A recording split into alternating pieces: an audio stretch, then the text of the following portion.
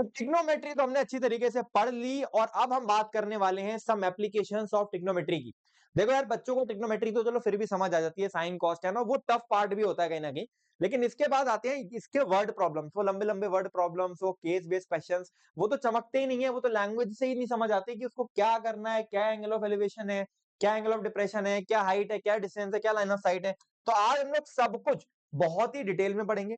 इससे एक case based study question आता है जो 4 मार्क्स आपको देता है, इजी क्वेश्चन होता है, उसको समझेंगे। केस बेस्ड क्वेश्चन में एक लेकर भी आया हूं, आपको कराऊंगा भी एंड में, ठीक है। तो आपका काम सिर्फ एक है, छोटा सा लेक्चर होगा, ज्यादा बड़ा नहीं होगा, क्योंकि उसमें ज्यादा टॉपिक्स है भी नहीं। मैं क्वेश्चंस लेकर आया हूं बहुत सारे, तो उससे समझाने की कोशिश करूंगा। तो उसके अकॉर्डिंग आप इस चैप्टर को पढ़ सकते हो। स्टार्ट करते हैं। पहली चीज, सब्सक्राइब करके बेल आइकन को प्रेस कर लो, क्योंकि पूरी की पूरी मैथ्स इस चैनल के ऊपर बहुत डिटेल में कंप्लीट होने वाली है।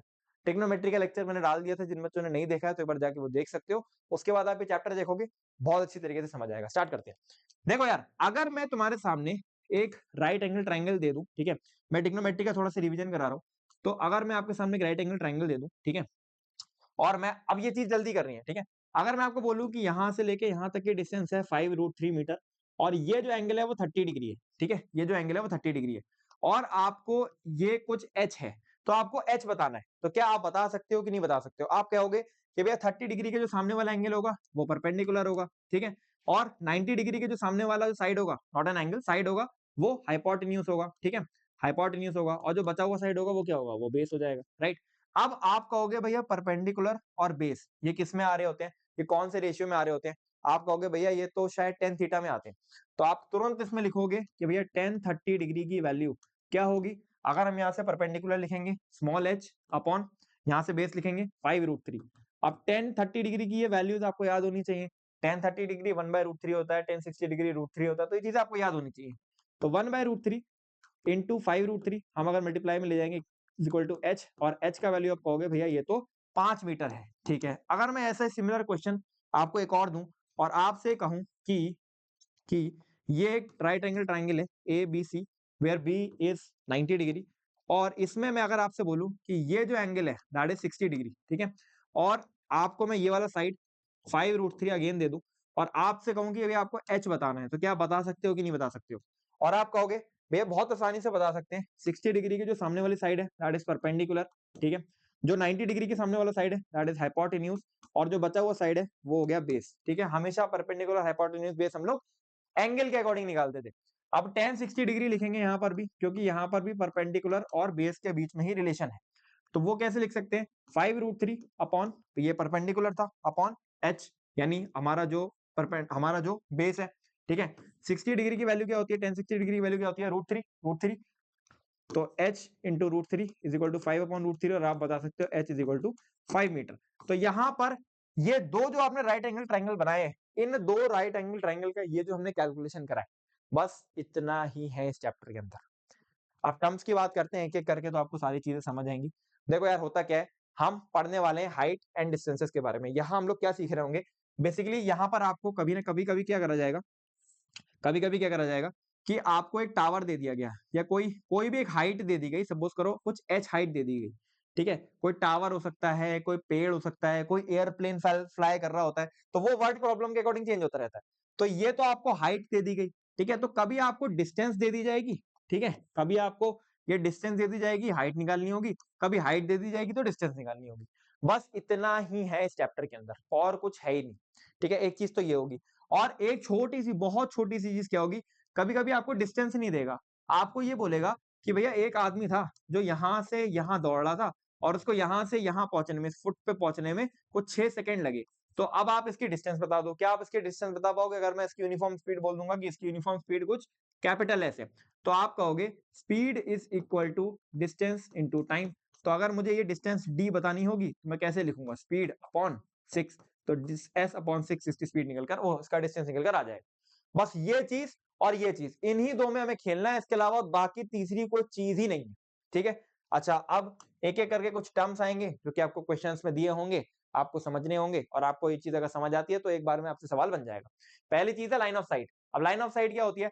सपोज करो मैं यहाँ पे खड़ा हुआ, ठीक है, और मैं एक बहुत ऊंचा टावर है, मैं उसको देख रहा हूँ, तो मैं यहाँ पे ऐसे खड़ा हुआ हूँ, ठीक है, समझना, मैं यहाँ पे ऐसे खड़ा हुआ हूँ, और यहाँ पे एक बहुत बड़ा सा टावर है, ठीक है। अब मैं अगर इसको ऐसे करके ऐसे ऊपर की साइड, ऊपर की तरफ देख रहा हूँ, एलिवेट होके देख रहा हूँ, राइट? तो जब मैं एलिवेट होके देख रहा हूँ, तो मेरी आंख से लेके इसके जो टॉप की एक लाइन ज्वाइन करी जाएगी, एक लाइन ज्वाइन करी जाएगी, इसको हम लोग बोलेंगे लाइन ऑफ साइट, बस, और कुछ है ही नहीं, और कुछ है ही नहीं। अच्छा, कभी-कभी क्या हो सकता है कि मैं टावर पे खड़ा हुआ हूँ, सपोज करो मैं टावर पे खड़ा हुआ हूँ, ठीक है? और नीचे एक आदमी है, ये नीचे एक मैं ये संकल्प है, ठीक है? ये संकल्प है और नीचे कोई आदमी खड़ा हुआ है, सपोज करो कि ये कोई भी व्यक्ति हो सकता है, मान लो शोभित भैया खड़े हैं आपके, ठीक है? तो आपने क्या करा, मैं अगर शोभित भैया को ऐसे ऊपर से देख रहा हूँ, ठीक है? तो ये आपकी लाइन ऑफ साइट, ठीक है? ये आपकी क्या है? लाइन ऑफ साइट है। तो ये चीज़ आपकी लाइन ऑफ साइट होती है, जो आप line joining the observer and the object is called line of site. बहुत सिंपल लैंग्वेज में आप समझ गए ये चीज़। अच्छा, एक चीज़ अब एंगल ऑफ एलिवेशन होता है, एक चीज़ होती है एंगल ऑफ डिप्रेशन और एक चीज़ अभी हम आगे पढ़ेंगे दैट इज़, बस ये 2 ही चीज़ें, ये 2 ही चीज़ें। बाकी इसके अलावा सवाल शुरू हो जाएँगे, फिर उसके बाद हम सवाल करेंगे, ढेर सारे सवाल करेंगे देखो। इतने सारे सवाल लेकर आया हूँ आपके लिए, तो उसके बाद फिर हम धगाधक सवाल ही करेंगे। अब एंगल ऑफ एलिवेशन समझो क्या होता है? देखो, होता क्या है? सपोज़ करो कि मैं यहाँ पे खड़ा हुआ था, ठीक है? मैं यहाँ पे खड़ा हुआ था, ठीक? और ये लंबा सा कुछ डिस्टेंस पे, ठीक है? कुछ डिस्टेंस मैं मान ले रहा हूँ, कुछ 5 मीटर डिस्टेंस पे, 5 मीटर डिस्टेंस पे, 5 मीटर डिस्टेंस पे आपकी बहुत लंबी सी नेक्स्ट टॉपर की बिल्डिंग थी, ठीक है? ये आपकी नेक्स्ट टॉपर की बिल्डिंग है सपोज़ करो, ठीक? ठीक है? और ये जो नेक्स्ट टॉपर की बिल्डिंग थी, इसके ऊपर खड़े हुए थे भैया आपके प्रशांत भैया, ठीक है? अब मैं यहाँ से अगर प्रशांत भैया को ऐसे देख रहा हूँ, ठीक है? तो मैं नीचे से देख रहा हूँ प्रशांत भैया को एलिवेशन एंगल पे देख रहा हूँ, ठीक है? तो इस एंगल को मैं बोलूँगा, मान लो मैंने थीटा कुछ बोला, तो इस थीटा को मैं क्या बोलूँगा? मैं बोलूँगा एंगल ऑफ एलिवेशन। क्यों? क्योंकि मैं एलिवेट होके देख रहा हूँ। एलिवेट वर्ड समझते हो? एलिवेट मतलब ऊँचा होना। तो मैं ऐसे मैं अपने लेवल पर हूँ बट मैं एलिवेट होके देख रहा हूँ। तो इस एंगल को यानी ग्राउंड से जो मैंने एलिवेशन एंगल बनाया, इसको मैं बोलूंगा एंगल ऑफ एलिवेशन। या फिर इसको अगर हम लोग बहुत सिंपल लैंग्वेज में बोले, ठीक है, अगर हम the language of the terms बोले, तो ये लाइन ऑफ साइट थी। क्या ये लाइन ऑफ साइट थी? अभी हमने पीछे पढ़ा था, यस, ये लाइन ऑफ साइट थी। तो ये लाइन ऑफ साइट थी, तो लाइन ऑफ साइट जो हॉरिजॉन्टल के साथ एंगल बनाती है, अगर वो अगर वो इस तरीके से कि मैं ऊपर देख रहा हूं, तो वो एंगल ऑफ एलिवेशन हो जाएगी। यहीं अगर इसका उल्टा हो जाए, सपोज करो ये नेक्स्ट टॉपर की बिल्डिंग है, ठीक है? यहाँ पे प्रशांत भैया खड़े हैं और यहाँ पे मैं खड़ा हूँ, ठीक है? प्रशांत भैया जो है वो ऊपर से मेरे को देख रहे हैं, ठीक है? ऊपर से मेरे को देख रहे हैं। तो ये जो एंगल बनेगा दैट इज कॉल्ड सॉरी, ये जो एंगल बनेगा, ठीक है? यहाँ पे जो एंगल बनेगा that is called angle of depression. अब बात समझो, एंगल ऑफ डिप्रेशन का मतलब क्या होता है? समझना मेरी बात, बहुत ध्यान समझना, बहुत जरूरी चीज है। एंगल ऑफ डिप्रेशन जब मैं नीचे देख रहा हूँ तब बनता है। एंगल ऑफ एलिवेशन जब मैं ऊपर देख रहा हूँ तब बनेगा, ठीक है? Angle of elevation, angle of depression, इसी के बीच में ही पूरा का पूरा ये चैप्टर खत्म हो जाएगा। पूरा का पूरा चैप्टर बहुत ही आराम से खत्म हो जाएगा, ठीक है? तो आपको सबसे पहले समझना पड़ेगा कि एंगल ऑफ एलिवेशन और एंगल ऑफ डिप्रेशन क्या होता है। बाकी देखो, मोटा-मोटा एक चीज और भी समझो यहाँ पे, ठीक है? मोटा-मोटा एक चीज और भी समझो अब यहाँ पे, कि जब आप एंगल ऑफ डिप्रेशन की बात कर रहे होते हो, ठीक है? तो डिप्रेशन नीचे की तरफ होता है, आप कैसे याद रखोगे? भाई डिप्रेशन होता है तो थोड़ा डाउन फील कर रहे होते हो, ठीक है? तो उस वजह वैसे भी आप याद रख सकते हो, राइट? समझ गए? अब एक सवाल है, देखो बहुत ही आसान सा सवाल है मेरे सामने, ठीक है? उसके बाद हम लोग पहले एंगल ऑफ डिप्रेशन के ऊपर वापस से समझेंगे। पहले एंगल ऑफ एलिवेशन का एक छोटा सा क्वेश्चन कर लेते हैं। अ tower stands vertically on the ground. एक टावर है जो कि वर्टिकली ग्राउंड पे खड़ा हुआ है। वर्टिकली ग्राउंड पे खड़ा हुआ है। इस तरीके से टावर खड़ा हुआ है, ठीक है? इस तरीके से टावर खड़ा हुआ है। तो ये आपका टावर आ गया, जिसकी कुछ हाइट नहीं दी हुई है। टावर की हाइट ही हमें फाइंड करनी है। जो क्वेश्चन में बोला गया है उसको बस चुपचाप आपको लिख लेना है और आप बहुत आराम से सवाल को बना पाओगे, ठीक है? तो ये तो बहुत बेसिक सवाल है, ठीक है? तो ये बस खाली आपके कंसेप्चुअल क्लैरिटी के लिए है। तो ये आपका टावर है, जो आपका टावर खड़ा हुआ है। From a point on the ground which is 15 metre from the foot of the tower, यानी ये जो फुट ऑफ द टावर है, यहाँ से कुछ 15 मीटर डिस्टेंस पे,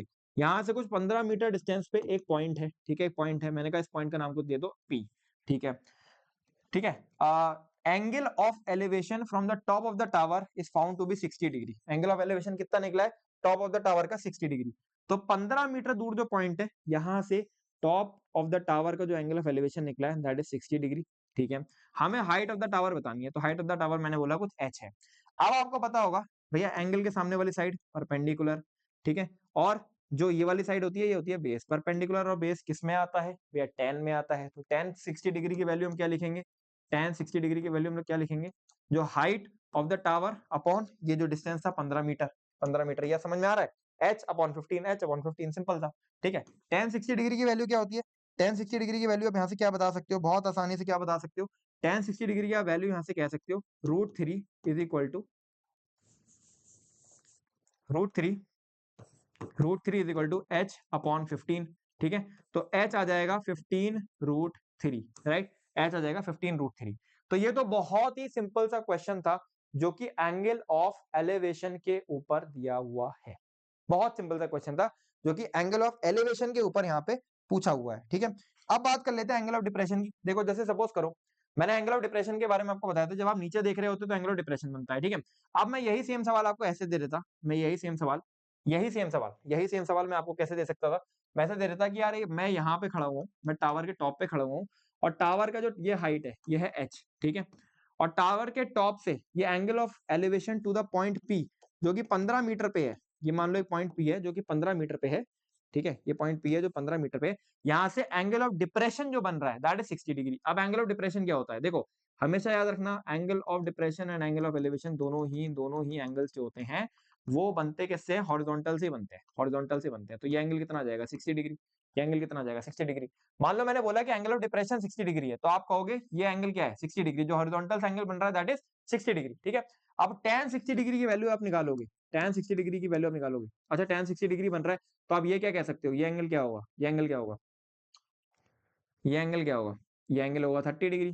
तो tan 30 डिग्री की वैल्यू अब आप लिख सकते हो बहुत आराम से, बिकॉज ये हो गया परपेंडिकुलर और ये हो गया आपका बेस। ठीक है, तो tan 30 डिग्री की वैल्यू आप कैसे लिखोगे, tan 30 की वैल्यू आप लिखोगे परपेंडिकुलर आ गया 15/h। ठीक है, तो h का वैल्यू यहाँ से 15/√3 निकलकर आ गया होगा। tan 30 डिग्री की वैल्यू क्या होती है 1/√3 इज इक्वल टू 15/h। तो यहाँ से h का वैल्यू कितना आ गया 15√3। तो यहाँ से आप आंसर इसका निकाल सकते हो। तो ये बहुत ही आसान, बहुत ही बेसिक से क्वेश्चंस हैं जो कि एंगल ऑफ डिप्रेशन और एंगल ऑफ एलिवेशन को समझाने के लिए स्टार्टिंग में कराए जाते हैं। तो ये आपको समझाने के लिए करा दिए गए। अब ये देखो अगर किसी बच्चे से ये सवाल भी सॉल्व ना हो तो आपको क्या करना है, आपको वापस ट्रिग्नोमेट्री पे जाना है। ठीक है, जब आप वापस ट्रिग्नोमेट्री पे जाओगे तब आपको समझ आएगा कि हाँ यार कुछ कुछ क्वेश्चंस हमसे नहीं हो रहे होते हैं, तो उस केस में हमको फिर क्या करना है, हमको चीजें वापस से ट्रिग्नोमेट्री की रिवाइज करनी रहती है। ठीक है, वापस रिवाइज करनी रहती है। तो इस तरीके के क्वेश्चंस ट्रिग्नोमेट्री में बार बार पूछे जा सकते हैं। ठीक है, हमेशा ध्यान रखना लाइन ऑफ साइट जो है, जो हॉरिजॉन्टल से एंगल बनाएगी वो डिप्रेशन, अगर नीचे बन रहा है डिप्रेशन है, अगर ऊपर बन रहा होगा तो वही एंगल ऑफ एलिवेशन है। ठीक है, अच्छा अब एक एक करके क्वेश्चंस को करना स्टार्ट करते हैं। अगला सवाल आपके सामने है कि electrician has to repair electric fault on a pole of height 5 metre. जो हमको दिया हुआ है, इसके ऊपर आप तुरंत डेटा के अकॉर्डिंग आप एक फिगर बना लेना। ठीक है, एक पोल है जो कि 5 मीटर का है। ठीक है, पोल है जो कि 5 मीटर का है, इसको मैंने बोल दिया पोल। ठीक, ये दिया हुआ है। अब एक इलेक्ट्रिशियन है, she needs to reach a point, अच्छा लड़की इलेक्ट्रिशियन, भाई साहब लड़की इलेक्ट्रिशियन हो सकती है, चलो ठीक है, she needs to reach a point at 1.3 metre. भाई तुम लोगों ने देखी कोई लड़की इलेक्ट्रिशियन, मेरे को बताना कमेंट में। अच्छा 1.3 metre below the top of the pole to undertake the repair work. अब देखना बात को कि यहाँ पे 1.3 मीटर फ्रॉम द टॉप आपको पहुंचना है, यानी 1.3 मीटर फ्रॉम द टॉप आपको पहुंचना है, यानी यहाँ पर ये जो पॉइंट है जो 1.3 मीटर फ्रॉम द टॉप है, ठीक है, वहां तक आपको पहुंचना है। ठीक है, अच्छा अब 5 माइनस 1.3 ये कितना हो जाएगा, 5 माइनस 1.3 कितना हो जाएगा, ये हो जाएगा आपका 3.7 मीटर, 3.7 मीटर। ठीक है, ये डिस्टेंस है, राइट। अच्छा अब यहां तक आपको पहुंचना है, इस पॉइंट तक आपको पहुंचना है। What should be the length of the ladder, ठीक है, दैट शी शुड यूज। ठीक है, अच्छा लड़कियां लेडर भी यूज कर रही है भाई साहब। What should be the length of the ladder, ठीक है, अब एक लेडर हमने ले ली। ठीक है, और लेडर जो है वो हमें किस लेंथ की लेडर हमको लेनी है, such that that should be inclined at an angle of 60 degree to the horizontal. यानी लेडर में यहां से लगाऊंगा, ठीक है, यहां से इस पॉइंट पे मुझे पहुंचना है और मेरे को इसका जो इंक्लिनेशन है वो 60 डिग्री रखना है। ठीक है, और इसके साथ में लेंथ ऑफ लेडर निकालना है, यानी मैं लेंथ ऑफ लेडर यानी ये कुछ एल निकालना है, मैं इसकी लेंथ कुछ एल ले लेता हूँ। ठीक है, उसके साथ में हमें क्या निकालना है, how far from the foot of the tower pole should she place the foot of the ladder. ठीक है, तो यहां से यहां तक मेरे को कितना फुट से यहाँ पे प्लेस करना है। ठीक है, यहाँ ये जो लेडर का पॉइंट है इस फुट ऑफ द पोल से कितनी दूर प्लेस करना है जिससे मेरे को ये वाला पूरा का पूरा चीज पॉसिबल हो पाए। तो इस लेंथ को मैं कुछ ए बोल देता हूँ। ठीक है, अब सबसे पहले मेरे को क्या निकालना है, एल निकालना है, ए निकालना है। मेरे को ये 3.7 दिया हुआ है, राइट। अब ये बात समझो, पहले मैं एल निकालता हूँ। ठीक है, तो एंगल के सामने वाला साइड परपेंडिकुलर, ठीक, समझ में आ गया। इसके साथ में जो ये तीसरी साइड है दैट इज कॉल्ड बेस, और 90 डिग्री के सामने वाली साइड, 90 डिग्री के सामने वाली साइड हाइपोटेन्यूज। ठीक, अभी हमको हाइपोटेन्यूज और परपेंडिकुलर में खेलना है। तो हाइपोटेन्यूज और परपेंडिकुलर में खेलने के लिए क्या लेते हैं भैया, साइन थीटा लेते हैं। समझ में आ गया? तो भैया sine 60 degree, sine 60 degree is equal to कितना हो गया, परपेंडिकुलर कितना है 3.7 अपॉन अपॉन जो हाइपोटेन्यूज वो कितना है एल। अब साइन 60 डिग्री का वैल्यू कितना होता है √3/2, √3/2 is equal to 3.7 into L. तो एल का वैल्यू कितना आ जाएगा √3, 3.7 इंटू 2 अपॉन √3, ये आ जाएगा। √3 का वैल्यू इसमें बोला गया है कि 1.73 आप ले लेना। आप √3 का वैल्यू जो है वो 1.73 आप ले लेना, ठीक है। तो हमने √3 का वैल्यू ले लिया 1.73, ठीक है 1.73। ऊपर कितना आ गया 7.4 कुछ आ गया और नीचे 1.73। आप इसको डिवाइड कर दोगे तो आंसर निकल कर आ जाएगा। कैलकुलेशन आप पे मैं छोड़ रहा हूँ, ठीक है। अच्छा, इसके बाद फिर मेरे को बताना है कि यार ये ए डिस्टेंस क्या है, ये फुट ऑफ द परपेंडिकुलर से डिस्टेंस क्या है। अब फुट ऑफ द परपेंडिकुलर से मेरे को अगर डिस्टेंस निकालनी होगी तो भैया मैं क्या लूंगा, मैं tan लूंगा, मैं cot लूंगा, मैं क्या लूंगा खुद सोचो। भैया ये क्या है, ये बेस है, ये क्या है परपेंडिकुलर है, परपेंडिकुलर और बेस में मुझे खेलना है। तो tan 60 डिग्री की वैल्यू मैं यहाँ पे लिख दूंगा। tan 60 डिग्री की वैल्यू क्या लिखूंगा मैं, ये 3.7 अपॉन बेस, बेस कितना है, बेस कितना है, बेस मेरे को निकालना ही है। tan 60 डिग्री कितना होता है √3 इज इक्वल टू 3.7 अपॉन ए। तो ए का वैल्यू मैं क्या बता सकता हूँ 3.7 अपॉन √3। तो 3.7 अपॉन √3 आप आंसर कहां से कर सकते हो। तो बहुत आसान क्वेश्चन था, कोई टफ क्वेश्चन नहीं है इसमें, ठीक है। सिंपली हमको एक ट्राइंगल बनाना है, जो कुछ बोला गया है उसको अकॉर्डिंग आंसर करते रहना है और आंसर आप जब करोगे तो आपको समझ आ जाएगा, ठीक है। अब आगे बढ़ते हैं। An observer 1.5 meter tall is 28.5 meter away from a chimney। तो अब भैया इसमें चिमनी दे दी, देखो अलग अलग क्वेश्चन में अलग अलग चीजें देता रहेगा, बट एक लंबी सी कोई चीज होगी, ठीक है। एक कोई छोटा सा व्यक्ति होगा, एंगल ऑफ एलिवेशन बनाएगा, डिप्रेशन बनाएगा, यही चलता रहेगा। ये चिमनी है। अब चिमनी से 28.5 मीटर दूर एक आदमी खड़ा हुआ है। तो 28.5 मीटर दूर एक आदमी खड़ा हुआ है, ठीक है, सिंपल सी चीज समझ आ गई। अब यहाँ पे मान लो एक आदमी खड़ा हुआ है, इस आदमी की हाइट क्या है, इस आदमी की हाइट यहाँ पे दी हुई है 1.5 मीटर, ठीक है। अब चूंकि दी हुई है आदमी की हाइट तो हम कंसीडर करेंगे, अगर नहीं दी होती तो कोई बात नहीं। The angle of elevation from the top of the chimney from a rise is 45 degree, ठीक है। तो चिमनी से, चिमनी ये आदमी है, ठीक है। यहाँ से चिमनी के जो टॉप है उसका जो एंगल ऑफ एलिवेशन है वो 45 डिग्री है, वो 45 डिग्री है, ठीक है। What is the height of the chimney, तो चिमनी की जो हाइट है वो क्या है ये हमको बताना है, ठीक है। तो यहाँ से इस तरीके से एक हॉरिजॉन्टल लाइन बन जाएगी और ये जो चिमनी की जो हाइट है, ये जो हाइट h है ये हमको बतानी है, ठीक है। ये टोटल हाइट h हमको बतानी है, ठीक है। ये बात समझ आ गई। अब आप सोचोगे ये तो बहुत आसान है, 10 कुछ बच्चे क्या गलती कर सकते हैं कि वो 10 40 वो ना इस तरीके का ट्रायंगल बना देंगे। वो कहेंगे ये चिमनी है, ये चिमनी है, ये आदमी खड़ा है, ये 45 डिग्री एंगल है, ये 28.5 मीटर दिया हुआ है, ये 28.5 मीटर दिया हुआ है, ये हाइट h दी हुई है। अरे ये तो बहुत आसान हो गया, tan ले लो आंसर आ जाएगा। नहीं बेटा नहीं, ये नहीं करना है आपको। यहाँ पे चूंकि आदमी की हाइट दी हुई है और आदमी जो है वो अपनी आंखों से देखता है, नीचे से नहीं देखता है, वो अपनी आंखों से देखता है। तो हाइट जो 1.5 मीटर है वो मुझे कंसीडर करनी है। तो ये 1.5 में कंसीडर करूंगा। अब अगर मैं इसका ट्राइंगल बनाऊंगा तो इसका ट्राइंगल कुछ कुछ ऐसा दिखेगा, देखो खुद देखो, इसका ट्राइंगल ऐसा दिखेगा, ठीक है, ठीक है। ये 90 डिग्री बन गया। ये है पूरी हाइट ऑफ चिमनी, ठीक है। ये है 1.5 मीटर का आदमी, ठीक है। ये है 1.5 मीटर का आदमी और यहाँ से ये जो डिस्टेंस है दैट इज 28.5 मीटर, ठीक है। और ये जो एंगल मेरे को दिया हुआ है, ये जो एंगल मेरे को दिया हुआ है, क्या दिया हुआ है एंगल 45 डिग्री। एंगल क्या दिया हुआ है मेरे को 45 डिग्री। तो अब मेरे को हाइट बतानी है, ठीक है, मेरे को हाइट बतानी है। अच्छा, अब ये क्वेश्चन के साथ मैं आपको ये भी सिखा देता हूँ कि इसके जो मैथ्स के ये वाले जो क्वेश्चन होंगे इसको आपने एग्जाम में कैसे प्रेजेंट करना है। जैसे मैं बना के कर दे रहा हूँ जल्दीबाजी में, वैसे नहीं करना है, ठीक है। वो तो लेक्चर के अंदर टाइम कम है इसलिए मैं इसको ऐसे बता रहा हूँ, बट आपको प्रेजेंट कैसे करना है। आप लिखोगे given the height of observer 1.5 metre, the distance of observer from the foot of the chimney 28.5 metre, ठीक है। अच्छा, एक चीज और देखना, एक चीज और देखना। यहां पर कहीं नहीं लिखा हुआ है कि ऑब्जर्वर की जो डिस्टेंस है from the chimney, from the foot of the chimney, ठीक है, वो कितनी है, वो कहीं नहीं लिखा हुआ है। लेकिन आपको समझना है कि इट इज, अगर वो 28.5 मीटर अवे है चिमनी से तो वो किस तरीके से होगा, ये कॉमन सेंस लगाना है। आपको बच्चा समझे फुट से नहीं है तो क्या पता ऐसे ऐसे हो, क्या पता भाई ऐसे हो नहीं, तो ये तो कॉमन सेंस लगाना कि आदमी भाई अगर यहां से देख रहा होता तो भी तो कुछ एंगल ऑफ एलिवेशन बन जाता, राइट। तो वो है तो हॉरिजॉन्टल लाइन में। The angle of elevation from the top of the chimney from a rise is 45 degree, ठीक है, इट इज गिवन, ठीक है। What is the height of the chimney, ठीक है। अब आपको जब आप ट्रायंगल बनाने जाओगे तो आप ऐसे लिखोगे, आप पहले एक लाइन लिखोगे from the above data, from the above, सबसे पहले आपने गिवन लिख लिया, फिर आप लिखोगे from the above data we can, थोड़ी इंग्लिश झाड़ देना, ठीक है, we can conclude the figure as given, ठीक है। फिर आप वहां पे एक ट्राइंगल बनाओगे, ठीक है, फिर आप वहां पे एक ट्राइंगल बनाओगे, ट्राइंगल के अंदर नाम दोगे ए बी सी डी ई, ठीक है, ऐसे करके आप नेमिंग कर देना, ठीक है। नाउ नाउ गिवन गिवन ऐसे करके आप आंसर करोगे, मैं आपको आंसर करने का तरीका बता रहा हूँ। Given B E B D sorry B D B D यानी height of the person, B D is equal to height of person is equal to 1.5 metre, ठीक है। B D is equal to height of person equal to 1.5 metre, ठीक है। Since since आप देखो B C E D, ठीक है, since B C E D is a rectangle, ठीक है, क्या रेक्टेंगल नजर आ रहा है आपको?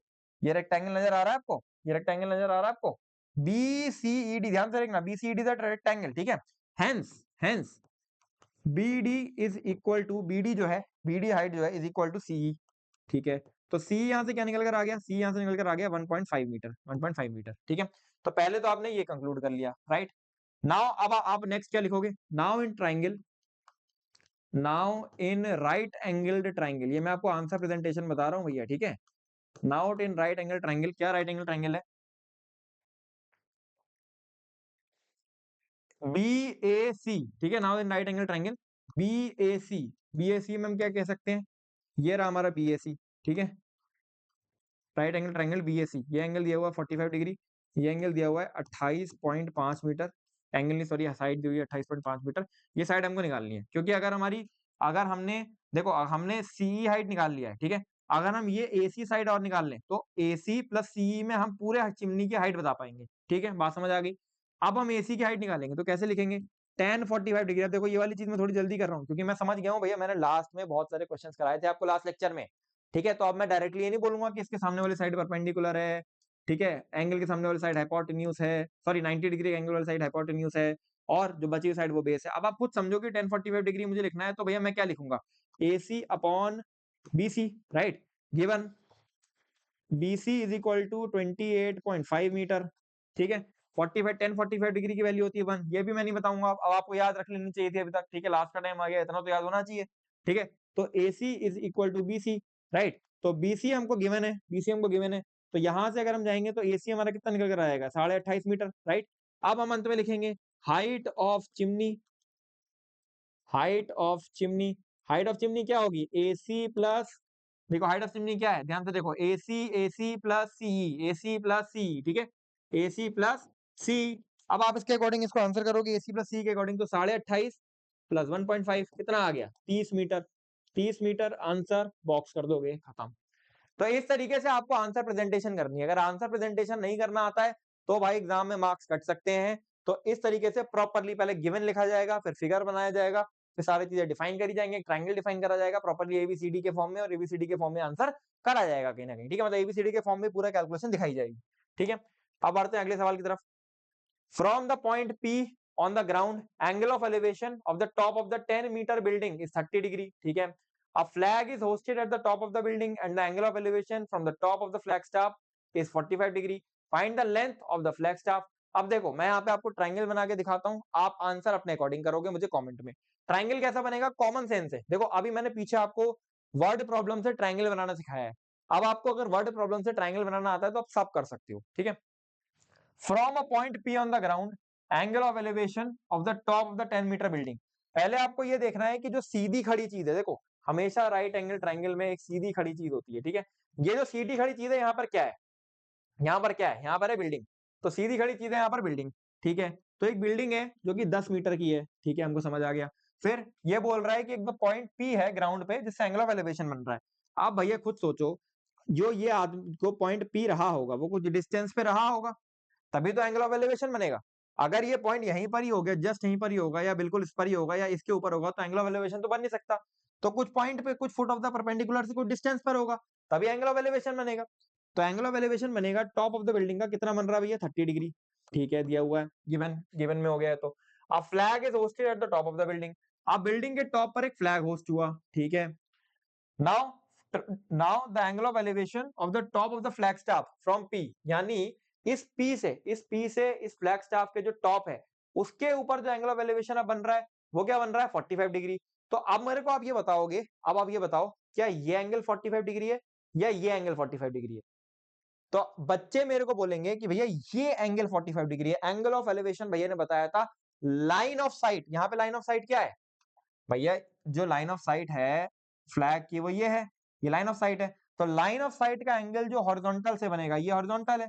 तो लाइन ऑफ साइट का एंगल जो हॉरिजॉन्टल से बनेगा that is called angle of elevation. ठीक है, तो ये एंगल नहीं है, ये एंगल 45 डिग्री है, पूरा एंगल 45 डिग्री होगा, पूरा एंगल 45 डिग्री होगा। तो ये एंगल आपका 45 डिग्री हो गया। ठीक है, अब आपको क्या बोलना है, find the length of the flag staff and distance of the building from the point. अब देखो बहुत कॉमन सेंस का क्वेश्चन है, दो ट्राइंगल आपको दिए हुए हैं, आपको इसकी हाइट बतानी है, इसकी हाइट कुछ h ले लो। ठीक है, और आपको इसकी हाइट बतानी है। अब यहाँ पे आपको दो ट्राइंगल नजर आ रहे होंगे, मैंने इसको P मान लिया, इसको Q मान लिया, इसको R मान लिया, इसको S मान लिया। ठीक है, अब दो ट्राइंगल आपको नजर आ रहे हैं, राइट एंगल ट्राइंगल। पहला क्या है PQR, दूसरा क्या है PQS। ठीक है, अब मैं क्या करूंगा, अब मैं क्या लिखूंगा, देखो मैं क्या लिखूंगा, इन राइट एंगल ट्राइंगल PQR। अब देखो ध्यान से देखो, ध्यान से देखो, आप हमेशा ये चीज ध्यान रखो। ठीक है, हमेशा एज अ रूल ये चीज ध्यान रखो, इन क्वेश्चंस के अंदर आपने एक बार ट्रायंगल बना लेना। पहला स्टेप तो यही है, जो आपको दिया हुआ है उसके अकॉर्डिंग आप ट्रायंगल बना लो। आपको सब चीजें पता है, लाइन ऑफ साइट क्या है, एंगल ऑफ एलिवेशन क्या है, हॉरिजॉन्टल से बनता है, हाइट क्या है, सब समझ में आता है आपको। ठीक है, तो ये ऐसे तो आपने ट्रायंगल बना लिया। अब एक बात समझने की कोशिश करना, ठीक है, बहुत ध्यान से। एक बार आपने एंगल बना लिया, ट्रायंगल बना लिया, कोई बात नहीं। ठीक है, अब देखो यहाँ पे ना दो तीन तरीके के ट्रायंगल बन सकते हैं। ठीक है, समझना, पहले तरीके का ट्रायंगल, अब आगे जो प्रॉब्लम्स आएंगी जिसमें दो चीजें दी हुई है, तो उसमें या तो एस तरीके का ट्रायंगल बन गया, ठीक है, या आपको एक ट्रायंगल जैसे इस तरीके का भी जो शो हो रहा है, इस तरीके का जो शो हो रहा है, ठीक है, जैसे इस तरीके का ट्रायंगल बन गया। ठीक है, इन्हीं दो तरीके के ट्रायंगल अब आपको शो होने वाले हैं। हमेशा ध्यान रखो, हमेशा ध्यान रखो, जब आपको दो ट्रायंगल बनते हुए दिख रहे हो, ठीक है, अब देखो इसमें एक ट्रायंगल तो ये बन रहा है, ठीक है, और एक ट्रायंगल अंदर वाला है, एक ट्रायंगल ये बन रहा है यहाँ पे, और एक ट्रायंगल इसमें ऊपर वाला है। ठीक है, तो हमेशा दो ट्रायंगल जब बन रहे होंगे, एक ट्रायंगल की इंफॉर्मेशन दी हुई है, दूसरे ट्रायंगल की निकालनी है, हमेशा कॉमन साइड निकाल लो गिवन ट्रायंगल से। फॉर एग्जांपल अभी हमारे को क्या दिया हुआ समझना, ये ट्रायंगल को तो हटाते हैं, ट्रायंगल आगे डिस्कस करेंगे तो आ जाएगा। ठीक है, ये ट्रायंगल आगे डिस्कस करेंगे तो आ जाएगा। ठीक है, अब देखो एक बात देखना, ठीक है, ये जो ट्रायंगल है, ये जो ट्रायंगल है, अब इस ट्रायंगल में देखो एक चीज, इस ट्रायंगल में एक चीज देखो, हमें क्या दिया हुआ है, हमें हाइट ऑफ द टावर दी हुई है 10 मीटर।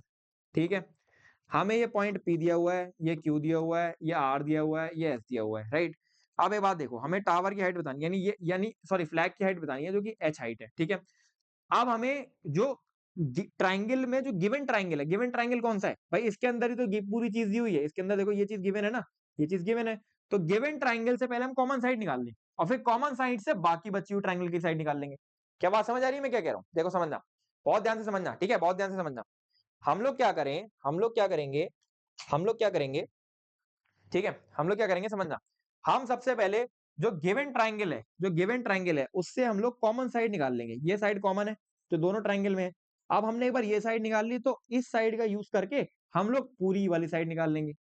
ठीक है, एक बार मैं आपको करके दिखाऊंगा तो आपको समझ आएगा क्या क्या कहना चाह रहा हूँ मैं। ठीक है, देखो पहले हम कंसीडर करते हैं, पहले हम कंसीडर करते हैं triangle, triangle in in triangle P R Q, P R Q, P R Q में आप क्या बोलोगे, क्या बोलोगे, ये एंगल 30 डिग्री दिया हुआ है और ये एंगल 45 डिग्री दिया हुआ है। तो पी आर क्यू में एंगल क्या बोलोगे, tan 30 degree is equal to perpendicular, perpendicular कितना है आर क्यू अपॉन बेस कितना है पी क्यू। ठीक है, अब पहले हमें पी क्यू साइड निकालनी है तो हम इसको 1/√3 बोल देंगे, is equal to R Q कितना दिया हुआ है 10, और पी क्यू हमको दिया हुआ पी क्यू, तो पी क्यू हम कितना निकाल लेंगे 10/√3 मीटर। तो यानी ये क्या आ गया 10/√3 मीटर। बात समझ आ गई। अब हमको क्या निकालना है, हमको निकालना है एस क्यू, एस क्यू निकालना है हमको, क्योंकि अगर हम एस क्यू निकाल लें तो एस क्यू में से अगर हम ये 10 मीटर माइनस कर देंगे तो इसकी हाइट आ जाएगी। अब हम निकालने एस क्यू निकालने के लिए क्या करेंगे, in triangle P Q S, P Q S, P Q S में हमें क्या करना है, पी क्यू एस में हमें क्या करना है, हम लिखेंगे tan 45 degree is equal to perpendicular कितना है एस क्यू, एस क्यू पूरा एस क्यू। ठीक है, एस क्यू अपॉन बेस कितना है पी क्यू, ये समझ आ रहा है पी क्यू। ठीक है, तो 45 डिग्री की वैल्यू क्या होती है 1, तो 1 is equal to S Q upon P Q. तो पी क्यू की कितनी वैल्यू, पी क्यू की वैल्यू हमको पता है, हमने निकाली अभी 10/√3। ठीक है, तो एस क्यू की कितनी वैल्यू आ गई 10/√3 मीटर। ठीक है, तो एस क्यू की वैल्यू कितनी आ गई 10/√3 मीटर। ठीक है, अब हमको हाइट ऑफ द फ्लैग बतानी थी h। तो हाइट ऑफ द फ्लैग हम कैसे कहेंगे, हम क्या लिखेंगे, height of the flag according to the triangle S Q minus R Q, S Q minus R Q. ठीक है, तो एस क्यू कितना है 10/√3, 10 × √3 सॉरी, माइनस आर क्यू कितना है 10 मीटर। ठीक है, तो आप यहां से कह सकते हो ये जो हाइट निकल कर आ गई √3 - 1, तो 10 √3 का वैल्यू कितना दिया हुआ है 1.73 - 1 यानी 10 × 0.73। ठीक है, तो कुछ कुछ निकल कर आ गई 7.3 मीटर, आप आंसर कर सकते हो। तो यहाँ पर हमने क्या करा, हमें जो बाहर वाला ट्राइंगल था यानी पी एस क्यू, इसके बारे में हमें नहीं पता था, हमें पता था पी आर क्यू के बारे में, तो हमने पी आर क्यू का यूज करा और पी आर क्यू का यूज करके हमने कॉमन साइड जो दोनों ट्राइंगल की थी पहले वो निकाली और फिर उस कॉमन साइड में से वो कॉमन साइड को यूज करके हमने बड़े वाले ट्राइंगल की अननोन साइड निकाली। बस हम यही करने वाले हैं अब आगे। ठीक है, अब अगला क्वेश्चन की तरफ बढ़ते हैं। The shadow of the tower standing on a level ground is found to be 40 meter longer when sun's altitude is changed from 30 degree then when it is 60 degree.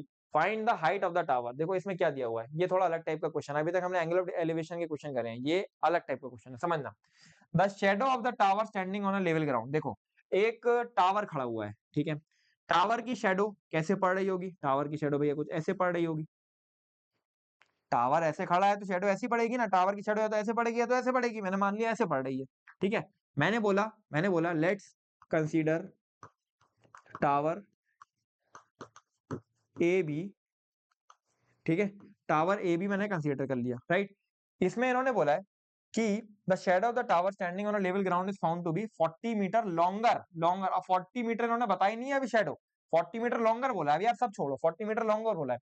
When the sun's altitude is 30 degree then when it is 60 degree. अब सन का जो altitude है, समझना, सन तो ऊपर होता है, सन नीचे तो होता नहीं है, सन तो ऊपर होता है। ठीक है, तो देखो क्या इन्होंने बोला है कि सन का जो ऑल्टीट्यूड है, ठीक है, सन का जो ऑल्टीट्यूड है, ठीक है, वो जब 60 डिग्री था तो जो आपकी शेडो थी वो अलग बन रही थी, जो 30 डिग्री एंगल था तो उसकी लेंथ अलग हो गया। खुद सोचो ये कैसे हो सकता है, ये साइंटिफिक फिनोमेना आप समझने की कोशिश करो पहले। ठीक है, तो देखो कॉमन सेंस है भाई, जब सन की शेडो कहीं ना कहीं, समझना, जब सन की शेडो, मैं कह रहा हूं कि कुछ एंगल पे, मान लो सन तो यहाँ पे है, सन तो यहाँ पे है, सन तो यहाँ पे है, ठीक है, सन तो टावर के जस्ट ऊपर थोड़ी होगा।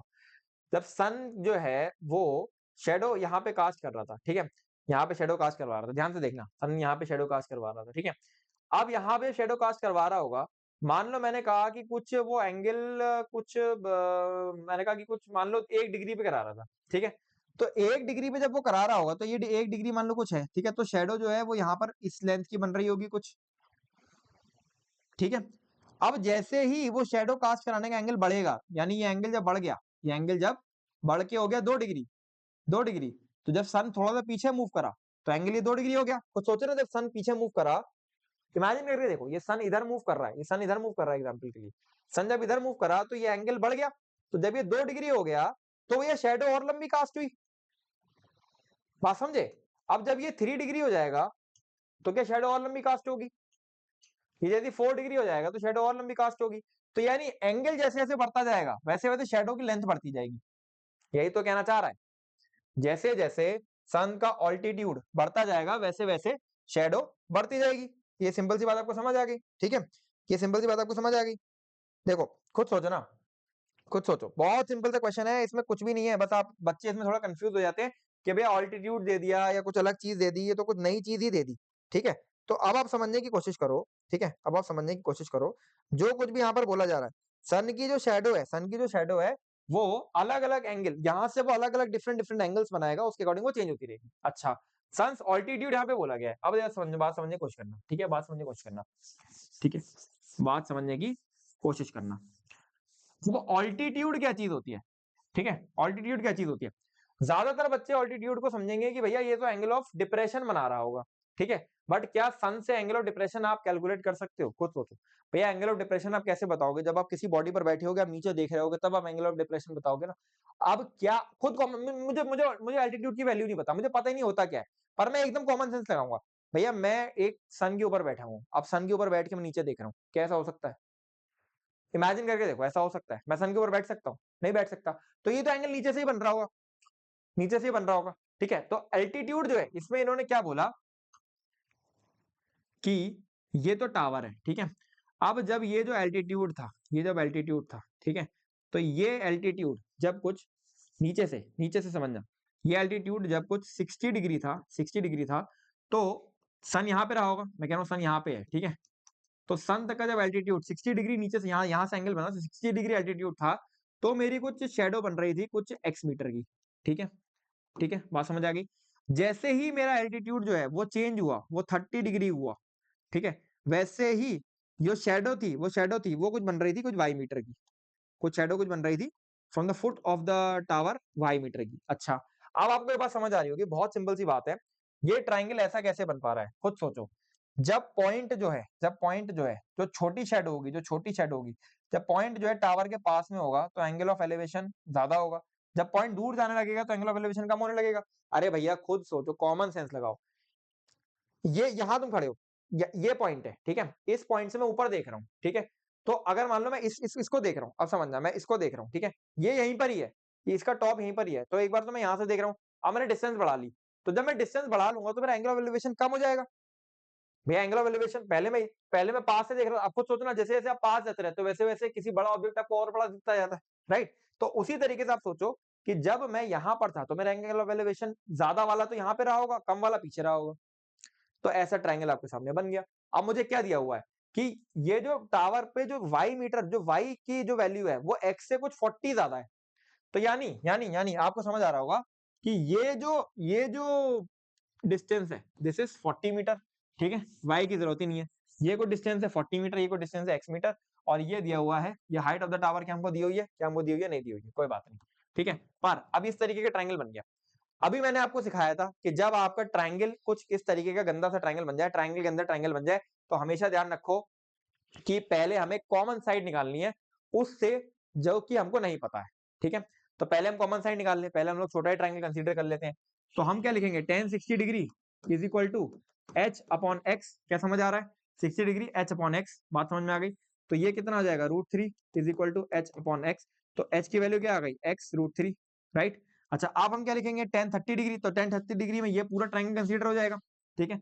तो tan 30 डिग्री की वैल्यू में क्या लिखूंगा, H upon X plus 40, x plus 40, तो tan 30 डिग्री की वैल्यू कितनी आ गई, 1/√3, तो 1/√3 यानी h/√3, h into √3 is equal to X plus 40, ठीक है। h की वैल्यू मैं यहां पुट कर दूं तो क्या हो जाएगा भैया, h की वैल्यू मैं यहां पुट कर दूं तो x√3 into √3 is equal to X plus 40, क्या मैं यहां से कह सकता हूं ये 3x हो गया, तो 3x minus X is equal to 40, तो x की वैल्यू कितनी निकल कर आ गई, 20, तो ये वैल्यू तो मेरी 20 मीटर निकल कर आ गई। मेरे से पूछा क्या है, height of the tower, height of the tower यानी x मेरे पास है, क्या मैं h कैलकुलेट कर सकता हूं, तो h मैं क्या कहूंगा, x√3, तो h की वैल्यू क्या बोलूंगा मैं, 20√3, सिंपल सी आंसर आ गई, 20 इंटू 1.732 कर दोगे आंसर निकल कर आ जाएगा। तो निहायत ही आसान सवाल, केवल फिगर बनाओगे, फिगर बना के जो कॉमन साइड है उसको पहले निकालने की हम कोशिश करेंगे, बात, ठीक है। चलो अगले सवाल की तरफ बढ़ते हैं।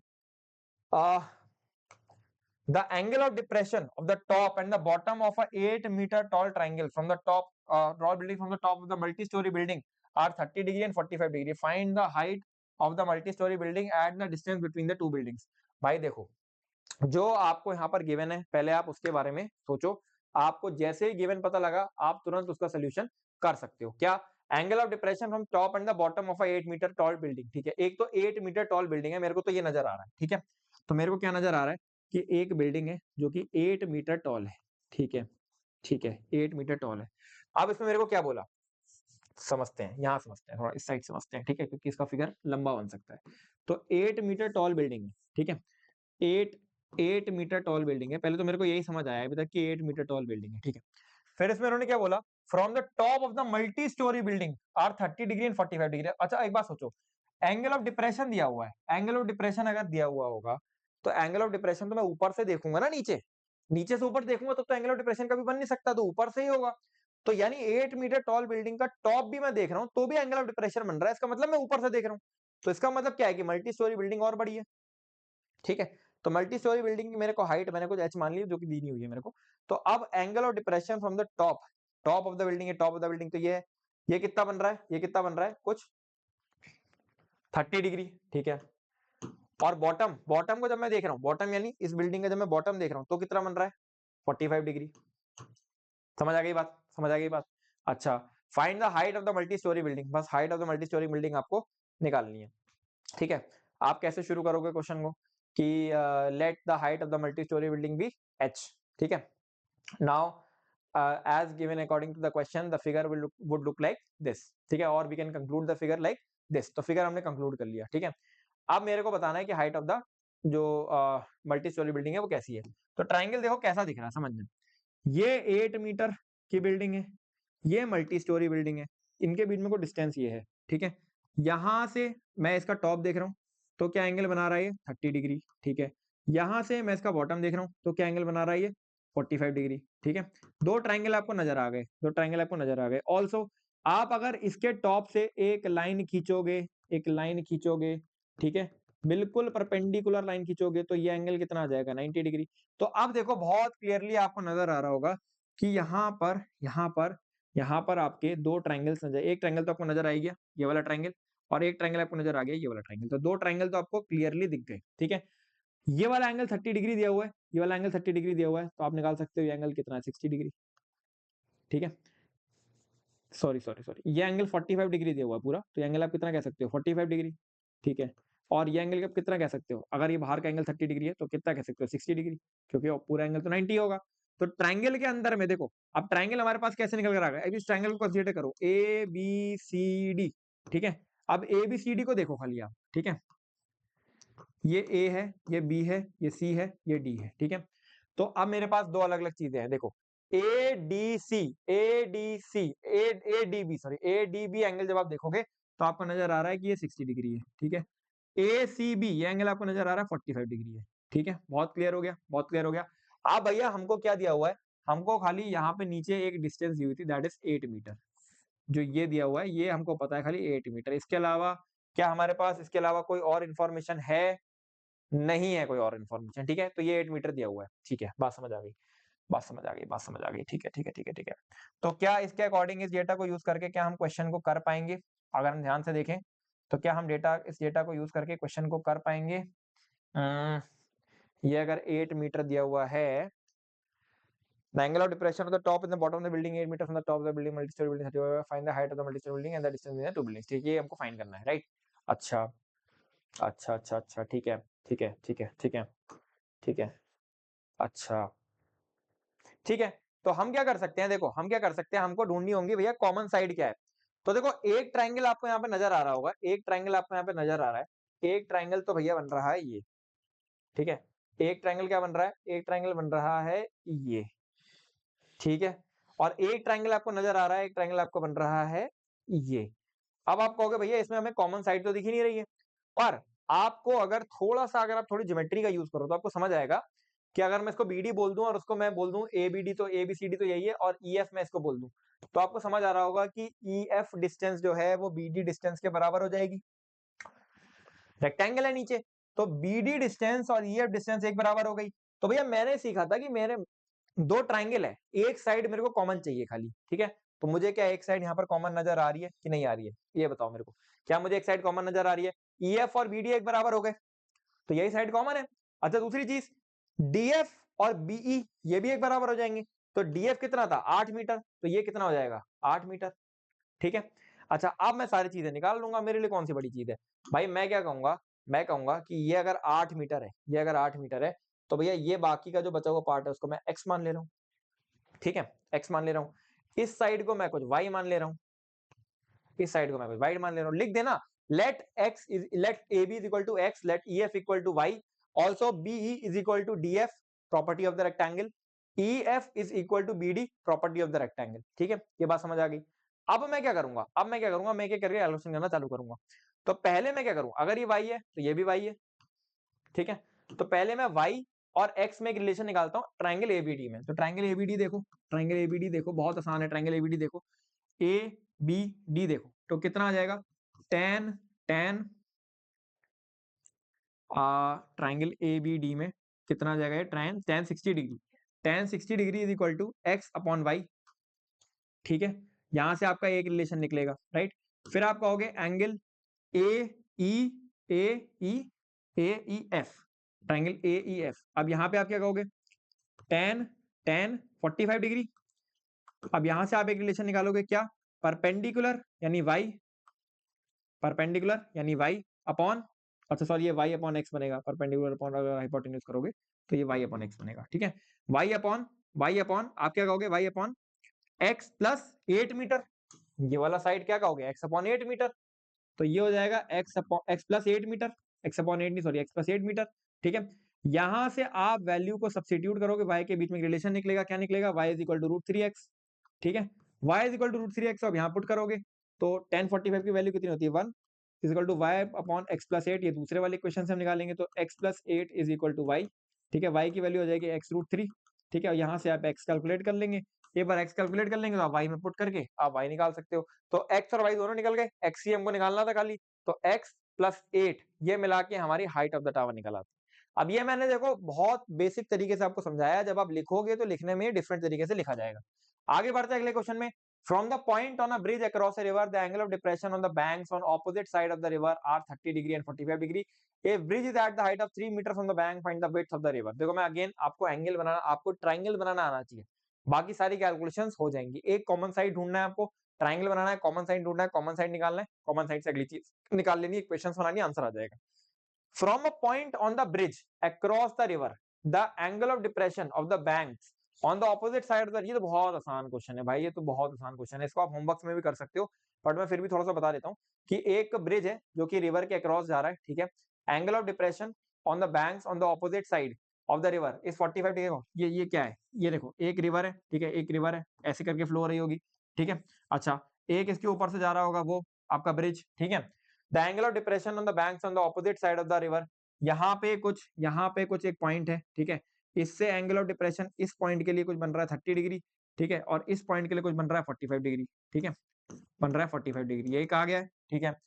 If the bridge is at the height of 3 metre from the bank, ठीक है, तो यहाँ पे जो ब्रिज की जो हाइट दी गई है वो 3 मीटर दी गई है, ठीक है। तो आपको रिवर की विड्थ निकालनी है, तो क्या आप रिवर की विड्थ निकाल पाओगे, बहुत आसान है भाई। आपको ये 30 डिग्री दिया हुआ है, ये 60 डिग्री है, आपको ये 45 दिया हुआ है, ये 45 है, ये 3 मीटर दिया हुआ है, यहाँ से ये वाला पार्ट निकल जाएगा, ठीक है, इस ट्राइंगल से ये वाला पार्ट निकल जाएगा, इस ट्राइंगल से वाला पार्ट निकल जाएगा, आंसर कर सकते हो। तो बहुत आसान सा सवाल है, इसमें कुछ भी हार्ड नहीं है। अगली चीज, circus artist is climbing 20 metre long rope which is tightly stretched and tight from top of the vertical pole to the ground. Find the height of the pole if angle made by the rope is 30 degree. क्या बोला गया है, देखो अभी मैंने ऐसा example आपको कराया है, क्या बोला गया है कि भैया देखो ये एक पोल है, ठीक है, ये एक पोल है ए बी, इस पोल से एक रस्सी बांधी गई इस तरीके से, ठीक है, और वो 30 डिग्री एंगल पर है, और जो रस्सी की हाइट है वो 20 मीटर है, आपको ये भी निकालना है। अरे ये तो बहुत आसान सवाल हो गया भैया, ये तो tan 30 वो sin 30 डिग्री के अकॉर्डिंग हो जाएगा। sin 30 डिग्री आप क्या लिखोगे, परपेंडिकुलर अपॉन हाइपोटेन्यूज लिखोगे, आंसर निकल कर आ जाएगा, ठीक है, तो आसान सवाल हो गया। फिर a tree breaks due to the storm and the broken part bends from the top of the tree touches the ground making angle 30 degree. देख क्या बोला गया है, एक ट्री है, एक ट्री है, ठीक है, एक ट्री हो गया, ड्यू टू द स्टॉर्म क्या लिखा हुआ, a tree breaks due to the storm, ठीक है, and the broken part bends so that the top of the tree touches the ground making an angle 30 degree with it। तो हुआ क्या है, जो पेड़ था टूट गया, यानी इस पॉइंट से टूट गया होगा कुछ, तो ये जब इस पॉइंट से टूटा टूटा समझना, ठीक है, ये टूटा, तो टूट के यहाँ से इस तरीके से टूटा, ठीक है, टूट गया इस तरीके से टूटा है पेड़, ठीक है, और ये टूट के ग्राउंड पे गया तो ग्राउंड के साथ ये 30 डिग्री का एंगल बना रहा है। The distance between the foot of the tree to the point with the top touches the ground, यानी फुट ऑफ द ट्री, तो यहाँ पे और जहां से टॉप ये इसको टच कर रहा है इसके बीच में जो डिस्टेंस है वो 8 मीटर दी हुई है, ये डिस्टेंस 8 मीटर दी हुई है, हाइट आपको पता नहीं है, सिंगल ट्रायंगल का केस हो गया। इसमें आप क्या करोगे, इसमें आप लोगे tan 30 डिग्री h अपॉन 8 करके आंसर निकाल दोगे। तो जो लैंग्वेज दी हुई है उसके अकॉर्डिंग ट्रायंगल बनाओ, आंसर निकालो, बहुत आसान है, ठीक है। आगे बढ़ते हैं, a contractor plans to install 2 slides for the children to play in the park. For children below the age of 5 years, she prefers to have a slide whose top is at height 1.5 meter and is inclined at an angle of 30 degree to the ground. Whereas for the elder children, she wants to have a steep slide at height 3 meter and inclined at an angle of 60 degree to the ground. What should be the length of each slide in each case? क्या बोला गया है, इन्होंने कहा कि एक contractor है, वो बनाना चाहती है भैया स्लाइड्स, तो वो स्लाइड्स क्या होती है, जो ऐसे करके हम फिसलते हैं वो, ठीक है। तो पहली स्लाइड वो बनाना चाहती है जो कि 1.5 मीटर हाइट पर हो, ठीक है, और कितने एंगल पे इंक्लाइंड हो, कितने एंगल पे इंक्लाइंड हो, 30 डिग्री एंगल पे इंक्लाइंड हो। तो भैया 30 डिग्री एंगल पे अगर वो इंक्लाइंड होगी, ठीक है, तो वो इस तरीके से दिखेगी। उसके बाद then she wants to have a steep slide at a height of 3 metre, एक वो बनाना चाहती है 3 मीटर की, ठीक है, और उसका एंगल कितना रखना चाहती है, वो कितना एंगल रखना चाहती है 60 डिग्री की, 60 डिग्री का, ठीक है, ठीक है, 60 डिग्री का। अब इसमें बोला गया है कि आपको लेंथ ऑफ ईच साइड निकालनी है, तो आपको ये डिस्टेंस बताना है, ये डिस्टेंस बताना है, ठीक है। कैसे प्रेजेंट करोगे क्वेश्चन को? Let according to the triangle, there according to the question there are two kinds of triangle that can be made. First is A B C, ठीक है, and second is B, suppose करो कि E D E F जी, ठीक है, ई F जी, ठीक है। Now from these two triangles, बहुत आसान सवाल है भाई, ये 1.5 मीटर आपको दिया हुआ है, ये वाला साइड 1.5 मीटर दिया हुआ है, ये एंगल 30 डिग्री दिया हुआ है, ये एंगल निकाल पाओगे? ए बी नहीं निकाल पाओगे? अरे ए बी कैसे निकालोगे भाई, बहुत आसान है, ये साइन है, ठीक है, ये सॉरी ये परपेंडिकुलर है, ये हाइपोटेन्यूज है, क्या निकलेगा? साइन। तो sine 30 degree is equal to perpendicular कितना है 1.5 अपॉन हाइट कितनी है h, साइन 30 डिग्री क्या होता है 1/2 is equal to 1.5 upon h, तो h का वैल्यू कितना आ गया 3 मीटर, इस केस में 3 मीटर आ गई। अच्छा इसी के अगले केस में क्या दिया हुआ है, इसकी हाइट ही 3 मीटर दी हुई है, ये एंगल 60 डिग्री दिया हुआ है। अब आप अगर आपसे मैं ये वाला साइड पूछ लूं, ये वाला साइड पूछ लूं, क्या आप निकाल पाओगे? अरे sine 60 degree is equal to 3 metre upon ये वाला साइड, खत्म, ठीक है। तो ये बहुत आसान सवाल है, इसमें कुछ भी टफ नहीं है। The angle of elevation from the top of the tower, from the top of the tower from the point on the ground which is 30 meter away from the foot of the tower is 30 degree, find the height of the tower। निहायत ही आसान सवाल। the angle of elevation of the top of the tower, एक tower दिया हुआ है, ठीक है, एक ग्राउंड दिया हुआ है, ग्राउंड जो है वो 30 मीटर अवे, यहाँ से 30 मीटर अवे है कुछ, ठीक है, फुट ऑफ द टावर से, और यहाँ से angle of elevation top of the tower का 30 डिग्री बना रहा है, ठीक है। क्या आप हाइट बता सकते हो? अगर ये 30 मीटर दी हुई है, ये 30 डिग्री दिया हुआ है, आप हाइट बता दोगे? भाई होमवर्क है क्वेश्चन, होमवर्क है, ये मैंने बहुत अच्छी तरीके से पढ़ा दिया है, लेक्चर को रिवाइंड करके देखोगे समझ आ जाएगा, बहुत आसान सवाल है, ठीक है। अगला सवाल, a kite is flying at a height of 60 metre above the ground, ठीक है, a string attached to the kite is temporarily tied to the ground on the ground, ठीक है, the inclination of the string with the ground is 60 degree, length of the string आपको find करनी है such that there is no slack in the string, ठीक है। क्या बोला गया? स्लैक का मतलब क्या होता है कि भैया रिंग जो है वो ऐसे, मतलब जो आपकी स्ट्रिंग है वो ऐसे ऐसे नहीं है, वो एकदम टाइट है इस तरीके से, ठीक है। क्या बोला गया है? क्या बोला गया है? बहुत ही आसान सवाल है। एक आपको पतंग दी हुई है, पतंग दी हुई है, ठीक है, पतंग जो है वो कुछ हाइट पे उड़ रही है ग्राउंड से, क्या हाइट दी हुई है? Kite is flying 60 metre, 60 metre height पे पतंग उड़ रही है, बड़ी ऊंची उड़ रही है यार, 60 मीटर हाइट पे पतंग उड़ रही है, ठीक है। अब क्या बोला गया है कि यहाँ से एक एक मांझा बांधा गया इस तरीके से ग्राउंड पे, ठीक है, और ये मांझा एकदम टाइट है, यानी बिल्कुल सीधी लाइन बना रहा है, ठीक है, और ये जो एंगल बना रहा था ग्राउंड से वो 60 डिग्री बना रहा था, यानी ये एंगल कितना बना रहा था? 60 डिग्री बना रहा था। आपको ये बताना है कि इस मांझे की लेंथ कितनी है, तो लेंथ ऑफ मांझा भी L, let the length of मांझा भी एल, ठीक है। आप क्या कह सकते हो? Sine 60 degree, sine 60 degree is equal to, क्योंकि देखो ये परपेंडिकुलर है, ये हाइपोटेन्यूज है, हमको क्या बताना है? हाइपोटेन्यूज निकालना है। परपेंडिकुलर और हाइपोटेन्यूज किस में होते हैं? साइन में होते हैं। तो sine 60 degree is equal to perpendicular यानी 60 अपॉन एच, तो साइन 60 डिग्री का वैल्यू कितना होता है? √3/2 is equal to 60 by H, तो एच की वैल्यू आप यहाँ से निकाल लोगे 60 इंटू 2 बाय √3, √3 का वैल्यू 1.732 पुट करोगे आंसर आ जाएगा। बहुत आसान सवाल। अगला सवाल, a 1.5 metre tall boy standing at some distance from the 30 metre building, एक 30 मीटर का बिल्डिंग है, ठीक है, एक 30 मीटर का बिल्डिंग है, राइट, 30 मीटर का बिल्डिंग है, ठीक है। इस पे क्या हो रहा है? इस पे क्या हो रहा है? 1.5 metre tall boy standing at some distance, तो एक व्यक्ति है जो 1.5 मीटर लंबा है, ठीक है, 1.5 मीटर लंबा है, राइट, तो 1.5 मीटर लंबा है, वो कुछ डिस्टेंस पे खड़ा हुआ है इस बिल्डिंग से, ठीक है। The angle of elevation from his eyes to the top of the building increases from 30 degree to 60 degree as he walks towards the building, find the distance he walked towards the building. अब ये अच्छा सवाल है, समझना, ये अच्छा सवाल है। देखो ये 30 मीटर हाइट दी हुई है, ठीक है, बात समझ आ गई। अब क्या होगा? अब ये यहाँ से टॉप ऑफ द बिल्डिंग को पहले देखता है, ठीक है, टॉप ऑफ द बिल्डिंग को पहले देखता है, तो जब वो पहले देखता है तो उसका angle of elevation from horizontal बनेगा। अब देखो एंगल ऑफ एलिवेशन ये हॉरिजॉन्टल से कैसे बनेगा? हमें एक हॉरिजॉन्टल लाइन खींचनी पड़ेगी, अगर नहीं दी हुई तो हॉरिजॉन्टल लाइन हमको खींचनी पड़ेगी एक। तो यहाँ से एंगल कितना बना? 30 डिग्री, ठीक है। अब वो थोड़ा करीब जाता है बिल्डिंग के, मैंने कहा वो कुछ यहाँ तक चला गया होगा, जब वो कुछ बिल्डिंग के करीब गया तो उसका जो एंगल ऑफ एलिवेशन बनना था वो 60 डिग्री दिया हुआ है, ठीक है। अब हमको ये बताना है कि भैया वो कितना करीब गया, यानी ये डिस्टेंस हमको निकालनी है। तो सबसे पहले हम क्या करेंगे? From the given data we can conclude the triangle, the figure of the triangle looks like this, ठीक है। उसके बाद हम इसको नेम कर देंगे A B C D, again E F, again this is a case of triangle under triangle, right. अच्छा अब एक बात समझो, ठीक है, हम पहले लिखेंगे from rectangle, from rectangle BDFE, BDFE, we can say देखो, जो हाइट BE है वही हाइट DF होगी, जो हाइट BE है वही हाइट तो DF होगी, ठीक है। तो हमको समझ आ रहा है कि DF is equal to 1.5 metre. क्यों? क्योंकि भैया BE भी 1.5 मीटर है, तो ये हाइट कितनी हो गई? 1.5 मीटर, ठीक है। अच्छा, हेंस हेंस AD, AD कितना हो जाएगा? अब देखो ये पूरी हाइट जो है, यानी AF जो है वो 30 मीटर दी हुई है, तो AD कितना आ जाएगा? 30 माइनस 1.5, यानी 28.5 मीटर। तो ये तो आ गए 28.5 मीटर, ठीक है। AD कितनी निकल कर आ गई?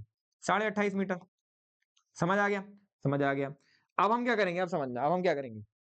आप देखो, अब हमारे पास दो ट्राइंगल दिए हुए हैं, दो ट्राइंगल में हमेशा हमें क्या करना होता है? कॉमन साइड ढूंढो, कॉमन साइड ढूंढो। कॉमन साइड यहाँ पे क्या है? AD यहाँ पे कॉमन साइड है, ठीक है, और AD हमको पता भी है। तो देखो, अब कॉमन साइड हमको पता है, तो पहले हम ट्राइंगल कंसीडर कर देते हैं, ट्राइंगल ACD, यानी छोटा वाला ट्राइंगल ACD। तो उसमें हम क्या लिखेंगे? 60 डिग्री एंगल है, पहले हम ये निकाल लें, पहले हम ये डिस्टेंस निकाल लें। और जब हम ट्राइंगल ABD कंसीडर करेंगे तो हम कौन सा डिस्टेंस निकाल सकते हैं? BD डिस्टेंस निकाल सकते हैं। तो BD में से CD माइनस कर देंगे तो ये आ जाएगा। ये तो सवाल है। तो अब ट्राइंगल ACD की बात करते हैं, तो ट्राइंगल ACD में CD और AD ये दोनों किस में आ जाएंगे? tan में आ जाएंगे, क्योंकि वो परपेंडिकुलर है, वो बेस है। तो tan 60 degree is equal to 28.5 upon CD, ठीक है। यहां से आप CD निकाल लोगे, 28.5 अपॉन √3 आ जाएगा CD, ठीक है। यहां से आपने CD निकाल लिया बहुत आराम से, ठीक है। अब आप क्या करोगे? अब आप क्या कहोगे? इन ट्राइंगल ABD, ठीक है, ABD। अब ट्राइंगल ABD में आप क्या कह सकते हो? अब ट्राइंगल ABD में आप क्या कहोगे? ये एंगल कितना बन रहा है? 30 डिग्री, 30 डिग्री। तो ट्राइंगल ABD में आप क्या कहोगे? tan 30 degree is equal to perpendicular कितना है? 28.5 अपॉन बेस कितना है? BD, ठीक है। तो BD आप कैसे निकाल सकते हो? BD आप कैसे निकाल सकते हो? BD आप कैसे निकाल सकते हो? BD आप निकालने के लिए बोलो कि भैया BD तो है BC प्लस CD। BC को हमने x मान लिया है, और CD अभी हमने निकाला ही था, CD हमने निकाला, ये कितना आ गया? 28.5 अपॉन √3, ठीक है। तो ये आ गया, इसको यहाँ पुट कर दो, और tan 30 डिग्री की वैल्यू कितनी होती है? 1/√3। तो 1/√3 is equal to 28.5 upon x plus 28.5 √3, ठीक है। तो अब आप यहाँ से बहुत आराम से चीजों को आंसर कर सकते हो, कोई बहुत टफ क्वेश्चन नहीं है। x यहाँ से निकालना है, कैलकुलेशन है, यहाँ 28.5 अपॉन √3 इधर ले जाओगे, ये इधर ले जाओगे, कैलकुलेशन है, जस्ट कैलकुलेशन, इसको आप कर पाओगे। क्या करा? जो कहा गया है उसके अकॉर्डिंग ट्रायंगल बनाया, और उसके अकॉर्डिंग आंसर करते चले गए। इसमें कोई भी टफ चीज नहीं है। समझ आ गई? समझ आ गई, ठीक है। अब आगे बढ़ते हैं, आगे बढ़ते हैं, ठीक है, आगे बढ़ते हैं। अब एक सवाल करेंगे, बात समझना। ये एक सवाल देखो, a 1.2 meter tall girl spots a balloon moving with the wind in an horizontal line at an angle at a height of 88.2 meter from the ground, ठीक है। अब एक देखो, एक 1.2 मीटर लंबी लड़की है, ठीक है, 1.2 मीटर लंबी लड़की है, ठीक है। इसमें क्या कहा गया है कि वो देखती है एक बलून, एक बलून देखती है, ठीक है, balloon at a height of 88.2 metre. तो एक बलून है जो 88.2 मीटर पे है, ठीक है, वो उसको देखेगी, उसको देखती है फ्रॉम द ग्राउंड, ग्राउंड से देखती है। The angle of elevation of the balloon from eyes of the girl at any instant 60 degree. यहां से वो इसको देखती है कुछ, और वो नजर करती है कि ये 60 डिग्री पे एंगल है। हमेशा एक हॉरिजॉन्टल लाइन ड्रॉ कर लेना अगर हॉरिजॉन्टल लाइन नहीं दिख रही है, क्योंकि एंगल ऑफ एलिवेशन हमेशा हॉरिजॉन्टल लाइन से बनता है, ठीक है। After some time the angle of elevation reduces to 30 degree. आप खुद सोचो, एंगल ऑफ एलिवेशन कब रिड्यूस हो सकता है? जब दोनों ही ऑब्जेक्ट और ऑब्जर्वर के बीच में डिस्टेंस कम हो जाए, ठीक है। अब यहाँ पे कहीं नहीं दिया हुआ है कि ऑब्जर्वर या मूव कर रहा है या ऑब्जेक्ट मूव कर रहा है, पर आपको खुद सोचना है कि इसमें क्या क्या गया है। Balloon is moving with the wind, यानी बैलून ही एक हॉरिजॉन्टल लाइन में मूव कर रहा है। तो बैलून कुछ मूव करके जब यहां पर आ गया होगा, ठीक है, अब इसका एंगल ऑफ एलिवेशन कितना बन रहा है? 30 डिग्री, ठीक है। हाइट अभी भी क्या है? 88.2, सेम ही हाइट पे मूव कर रहा है, क्योंकि हॉरिजॉन्टल लाइन में मूव कर रहा है। अब हमको निकालना क्या है? Distance travelled by the balloon during the interval, यानी इस बलून ने यहां से यहां तक कितना डिस्टेंस ट्रेवल करा होगा, वो हमें निकालना है। अब let the distance travelled by balloon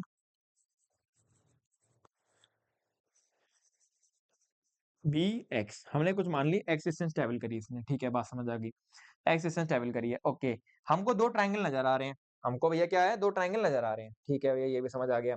अच्छा, अब इस ट्रायंगल को हमने बनाया, नाउ फ्रॉम द गिवन, आपको लिखना है ऐसे, now from the given problem we can conclude the figure would look like some dot like this. अब now in the triangle A B C D E F G, इस तरीके से, ठीक है, इस तरीके से हमने पूरा फिगर बना लिया, ठीक है। नाउ फ्रॉम रेक्टेंगल क्या, B D G F, B D G F we can say, हमने क्या बोला, B F equal to D G, B F equal to D G, ठीक है। तो hence D G is equal to 1.5 metre, ठीक है। ये डिस्टेंस कितना आ गया, 1.5 मीटर, ठीक है। So B D, sorry B D नहीं, ईडी,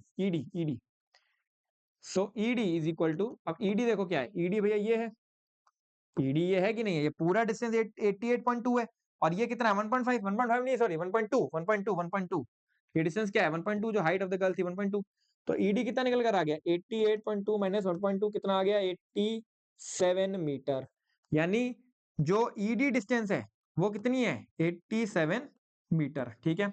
अभी तक हम यही तो करते आ रहे हैं भाई, एक रेक्टेंगल बनता है नीचे, उससे कुछ हाइट कम हो जाती है, बस उसके बाद भाई हमको दो ट्रायंगल मिल जाते हैं, दो ट्रायंगल की एक कॉमन साइड होती है। अब इन दोनों ट्रायंगल का कॉमन साइड क्या है, क्या आपको नजर आ रहा है इन दोनों ट्रायंगल का कोई कॉमन साइड है?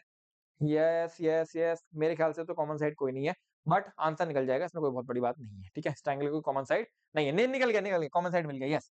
देखो कॉमन साइड नहीं होगा तो आंसर मतलब बहुत ही मुश्किल है निकालना, बट कैसे कॉमन साइड है, देखो ये वाली डिस्टेंस कितनी है 88 मीटर, 87 मीटर, ठीक है। तो ये वाली डिस्टेंस भी तो 87 मीटर ही है, ठीक है, ये भी डिस्टेंस भी तो 87 मीटर ही है, तो दोनों ट्रायंगल का कॉमन साइड हमको पता लग गया, वो हमारे पास निकला हुआ है ही, ठीक है। अब हम बहुत आराम से कह सकते हैं, अब हमें कुछ करने की जरूरत ही नहीं है, ठीक है। From triangle B E D, from triangle B E D क्या कह सकते हैं, क्या कह सकते हैं, ये हमें दिया हुआ है, ये साइड हमें निकालनी है, अगर हम बीडी साइड निकाल लें, अगर हम बीडी साइड निकाल लें, ठीक है, हमको क्या निकालना है, हमको क्या निकालना है, हमको दोनों के बीच में डिस्टेंस निकालना है, यानी ये एक्स निकालना है, यानी सीडी निकालना है, ये जो डिस्टेंस एक्स है यही तो सीडी है, ठीक है। तो लेट, ये तो हमने लिखा ही, let the distance between the balloon equal to X, and from from rectangle AEDC, AEDC, ठीक है, फ्रॉम रेक्टेंगल AEDC हम क्या कह सकते हैं कि x is equal to C D, ये डिस्टेंस x है, यही सी डी है, ठीक है। ये बात समझ आ गई, ये बात समझ आ गई, ठीक है, बहुत आराम समझ आ गई। अब हम क्या करेंगे, इन ट्रायंगल पहले हम ट्रायंगल कंसीडर कर लेंगे, कौन सा वाला, बड़ा वाला, ठीक है। तो in triangle A B D में हम क्या बोलेंगे, एबीडी में हम क्या बोलेंगे, tan 60 degree is equal to perpendicular कितना 87, और बेस कितना है, क्योंकि हमको ये डिस्टेंस निकालनी है, ये डिस्टेंस निकालनी है, बेस कितना है BC प्लस CD, क्या कह सकते हैं, क्या CD हमको x दिया हुआ है, तो tan 60 डिग्री कितना हुआ √3 BC plus x is equal to 87, ये आ गए पहली इक्वेशन। दूसरी इक्वेशन में देखो, अब ABC triangle, in triangle ABC अब क्या कह सकते हैं, tan 30 degree is equal to perpendicular कितना है 87, इसका भी परपेंडिकुलर कितना है, ये डिस्टेंस कितना है 87, समझ आ रहा है, 87 अपॉन अपॉन ये डिस्टेंस कितना है BC, ठीक है। tan 30 डिग्री कितना है 1/√3, तो BC की वैल्यू कितनी आ जाएगी 87√3, यहाँ से दूसरी क्वेश्चन बन गई। क्या हम BC की वैल्यू यहाँ पुट कर देंगे, बहुत आराम से पुट कर देंगे, तो हमारा क्या आंसर आ जाएगा समझो, ठीक है। √3 BC plus x is equal to 87 metre ये दिया हुआ है, ठीक है, ये पहली क्वेश्चन हो गई।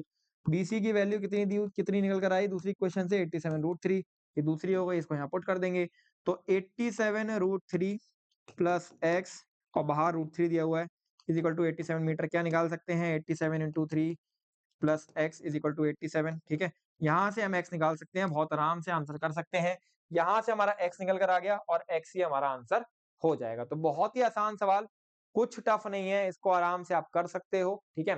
तो निहायत ही आसान सवाल है और चीजें कर पाना कोई बहुत टफ भी है नहीं, राइट। आगे बढ़ते हैं, आगे बढ़ते हैं, ठीक है, आगे बढ़ते हैं।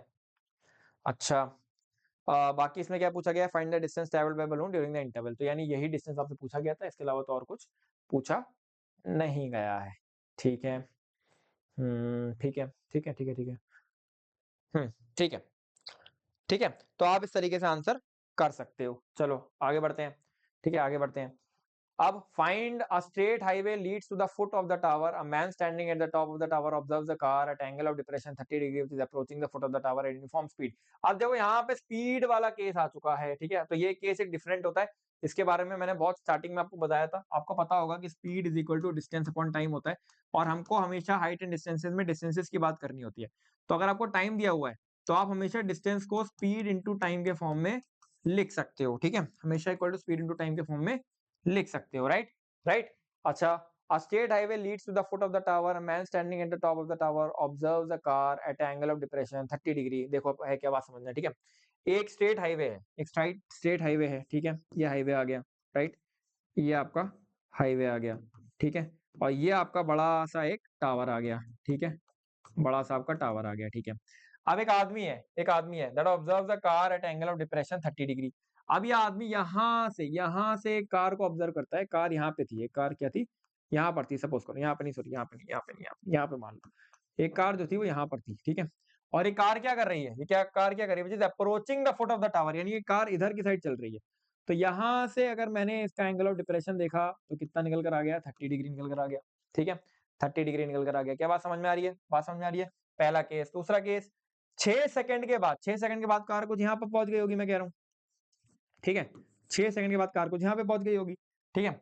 The angle of depression of the car is found to be 60 degree, यानी यहाँ से फिर जब एंगल ऑफ डिप्रेशन निकाला गया तो कितना निकल कर आया, 60 डिग्री, ठीक है। तो ये दो अलग अलग ट्रायंगल बन गए। द ये निकल कर आया, find the time taken by the car to reach the foot of the tower, यानी यहाँ से लेके अब यहाँ तक पहुंचने में इसको कितना टाइम लगेगा अगर इसकी स्पीड यूनिफॉर्म है, ठीक है। लेट द स्पीड ऑफ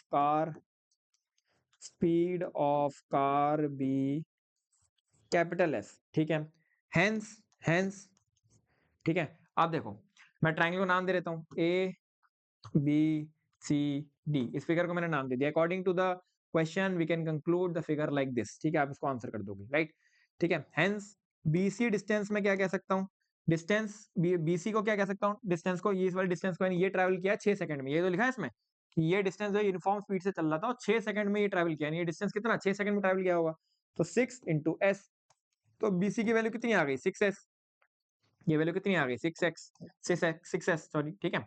अच्छा, इसके बाद अब क्या हुआ, ये चीज मेरे को पता है, ये चीज मेरे को पता है, ठीक है, ये चीज मैंने मान ली, ये चीज मेरे को पता है। अच्छा, यहाँ पे अब देखो ये एंगल 30 डिग्री बन रहा था, तो ये एंगल कितना बन रहा होगा, इस ट्रायंगल में देखो ये एंगल कितना बन रहा होगा 30 डिग्री, ठीक है। ये बाहर का एंगल 30 डिग्री बन रहा है, तो ये एंगल कितना बन रहा होगा पूरा 60 डिग्री, ठीक है। तो अब बात करेंगे इन ट्रायंगल, पहले छोटे ट्रायंगल की बात करते हैं, क्या हमको हाइट ऑफ द टावर दिया हुआ है, हाइट ऑफ द टावर नहीं दिया हुआ है, नहीं दिया हुआ शायद मेरे ख्याल से,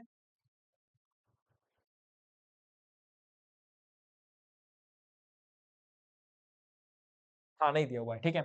अब पहले हम लोग अप्रोच करेंगे ट्रायंगल एसीडी को, ठीक है। क्या हमको कॉमन साइड दिख रही है, क्या हमको कॉमन साइड नजर आ रही है, कॉमन साइड तो भैया हाइट ऑफ द टावर ही है, कॉमन साइड तो भैया हाइट ऑफ द टावर ही है, तो पहले हाइट ऑफ द टावर ही निकाल लेते हैं। तो टेन जो हाइट ऑफ द टावर जिसमें आ जाए और ये जो डिस्टेंस जो हमें निकालनी है वो जिसमें आ जाए, वो कौन सा वाला रेशियो हो सकता है, परपेंडिकुलर अपॉन बेस यानी tan हो सकता है। तो tan 30 degree is equal to perpendicular कितना है सी डी अपॉन बेस कितना है √3, नहीं सॉरी बेस कितना है h, हाइट मान ली, लेट एडी मान लो, let height of the tower कुछ मान लेते हैं, height of the tower is equal to कुछ h मान लेते हैं, ठीक है। तो हमने इसको h बोल दिया, ठीक है। tan 30 डिग्री कितना दिया हुआ 1/√3 is equal to C D upon H, ठीक है। क्या हम यहाँ से h की कुछ वैल्यू लिख सकते हैं, क्या यहाँ से हम h की कुछ वैल्यू लिख सकते हैं, h is equal to C D √3, क्या ये कह सकते हैं, ये पहली क्वेश्चन बन गई, ठीक है। दूसरी क्वेश्चन हम बनाएंगे, अब ट्रायंगल कौन सा देखेंगे, ए बी डी, देखो ए बी डी बड़ा वाला ट्रायंगल, ठीक है। अब बड़े वाले ट्रायंगल के लिए हम क्या लिख सकते हैं, tan tan 60 degree is equal to perpendicular कितना है बीसी प्लस सी डी, और बेस कितना है हाइट h, ठीक है। अच्छा, अब 60 डिग्री को हमने √3 लिख लिया, √3 is equal to BC plus और सी डी हमको निकालना ही था, ठीक है, अपॉन h, सी डी हमको निकालना ही था, ठीक है। अच्छा, h की वैल्यू हम वहां से पुट कर दे, पहले क्वेश्चन से इसमें पुट कर दें, तो कितना आ गया सी डी √3, तो √3 is equal to BC plus C D upon C D √3, ठीक है। अच्छा, यहां से क्या हम कह सकते हैं, C D √3 minus C D is equal to BC, ठीक है। अच्छा बीसी हमको कितना दिया हुआ, बीसी अभी हम लोगों ने निकाला है 6s। भाई 6 सेकंड में यहाँ से यहाँ पहुंचा था, यूनिफॉर्म स्पीड में मूव कर रहा था, यानी ऐसा आ गया। तो यहाँ से हमारा क्या आंसर आ जाएगा, ध्यान से देखो आप, यहाँ से हमारा ये क्या है, √3 और अंदर क्या है, CD, CD √3 plus CD, CD √3 plus CD, यानी 3CD plus CD, 3CD minus CD, sorry minus है, ये माइनस है, ये माइनस है, ठीक है। 3CD minus CD, 3CD minus CD is equal to BC, BC यानी 6s। तो 2CD is equal to 6s, और यहां से CD कितना निकल कर आ गया, CD कितना निकल कर आ गया, 3s, 3s, ठीक है 3s, CD कितना निकल कर आ गया 3s, यानी CD हमने निकाल लिया, ये डिस्टेंस जो निकालनी थी वो हमने निकाल ली 6s। अब हमको क्या बताना है, find the time taken by the car to reach the foot of the tower to this point, ठीक है, टावर से इस पॉइंट पे पहुंचने की हमको टाइम निकालना है। टाइम क्या होता है, टाइम क्या होता है, डिस्टेंस अपॉन स्पीड। डिस्टेंस कितनी निकल कर आ गई, CD निकल कर आ गया 3s, स्पीड कितनी यूनिफॉर्म ही रहेगी, स्पीड तो s, तो टाइम कितना निकल कर आ गया 3 सेकंड। तो क्या आप इसको आंसर कर सकते हैं, बहुत आसान सवाल है, कोई भी डिफिकल्ट क्वेश्चन नहीं है। अब बढ़ते हैं देखो इस पूरे सेशन के लास्ट क्वेश्चन के ऊपर, ठीक है, और ये लास्ट क्वेश्चन है, केस बेस्ड क्वेश्चन मैंने उठाया है, ठीक है, खुद से लेकर आया हूं ढूंढ के, ये PYQ क्वेश्चन ही है। और इसके अंदर भी देखो, जो केस बेस्ड स्टडी क्वेश्चन से जब आप डरते हो ना, तो वो और डराता है आपको। तो बहुत आसान सवाल होते हैं, केस बेस्ड स्टडी कोई मुश्किल सवाल नहीं है, बहुत आसान सवाल होते हैं, क्वेश्चन के लैंग्वेज को समझना होता है और आंसर करना होता है, इसके अंदर इसके अलावा दूसरी कोई चीज होती नहीं है। तो क्या सवाल है देखो, Kaushik was playing in the park, अभी रुके रहना, अभी मैं आपको एक प्रॉब्लम समझाऊंगा, इसके बाद मैं आपको एक होमवर्क भी दूंगा। तो Kaushik was playing in the park and the birds were there on the tree of height 80 metre at angle of elevation 45 degree. अब देखो एक ट्री रहा होगा, ठीक है, एक ट्री रहा होगा, राइट। अब कौशिक भैया यहाँ पे खड़े हैं, ठीक है, कौशिक भैया यहाँ पे खेल रहे थे, यहाँ पे कुछ चिड़िया थी, ठीक है, यहाँ पे कुछ चिड़िया थी, इनने चिड़िया को देखा 45 डिग्री एंगल पे, ठीक है, height of the tree was given 80 metre, ठीक है। अब हुआ क्या, when the 6 was hit ball went through the tree, तो एक बॉल थी वो यहां से हिट हुई और बॉल पेड़ के बीच से गई, ठीक है। एंड इन 2 सेकंड क्या हुआ, जैसे पेड़ के बीच से बॉल गई 2 सेकंड बाद चीजें ऑब्जर्व करी गई, तो in 2 second birds were flying at same height at angle of elevation 30 degree. तो हुआ क्या कि बर्ड जो थी वो सेम सेम हाइट पे ट्रेवल कर रही थी, वो सेम यानी जिस हाइट पे हमने देखा था, जिस हाइट पे टॉप ऑफ द ट्री पर वो थी, सेम हाइट पर उन्हें ट्रेवल करना चालू करा। अब देखो सवाल यहाँ पे ये आ सकता है, बच्चों के दिमाग में डाउट आ सकता है कि भैया कुछ बच्चे क्या करेंगे कि बर्ड जो है सेम हाइट पे ट्रेवल कर रही थी, तो क्या बर्ड इधर ट्रेवल करेंगी कि बर्ड इधर ट्रेवल करेंगी जब बॉल हिट हुई होगी, ठीक है। तो अगर मान लो एंगल ऑफ एलिवेशन बढ़ रहा है, तो हमेशा ध्यान रखना कि ऑब्जर्वर और ऑब्जेक्ट के बीच में डिस्टेंस कम हो रहा है। अगर एंगल ऑफ, खुद सोचो ना कि मैं जैसे, तो अब ये इमेजिन कर लेना, आप ये मान लो मैं आप अपने क्लासरूम में बैठे हो और अपने क्लासरूम के किसी ऊपर वाले पॉइंट को आप देख रहे हो, बट जैसे जैसे आप पॉइंट के पास जाते हो वैसे वैसे एंगल ऑफ एलिवेशन क्या हो रहा है, बढ़ता जा रहा है। तो ऑब्जर्वर और ऑब्जेक्ट की डिस्टेंस कम होती जाएगी, एंगल ऑफ एलिवेशन बढ़ता जाएगा। तो अगर मान लो एंगल ऑफ एलिवेशन या 45 डिग्री से बढ़ गया होता तब तो ये दोनों क्या है, ये दोनों एकदम पास पास आए हैं, यानी इधर ट्रेवल करी होगी बर्ड। बट अगर एंगल ऑफ एलिवेशन कम हुआ है, इसका मतलब क्या है, इसका मतलब क्या है, ये दूर गई है, ठीक है। तो कुछ 2 सेकंड बाद इन्होंने देखा कि बर्ड जो थी वो कुछ 30 डिग्री एंगल बना रही थी, ठीक है। इसके अलावा उसने देखी बॉल फ्लाइंग टुवर्ड्स हिम, यानी बॉल तो उसकी तरफ आ रही थी, ठीक है, बॉल उसकी तरफ आ रही थी एट सेम हाइट।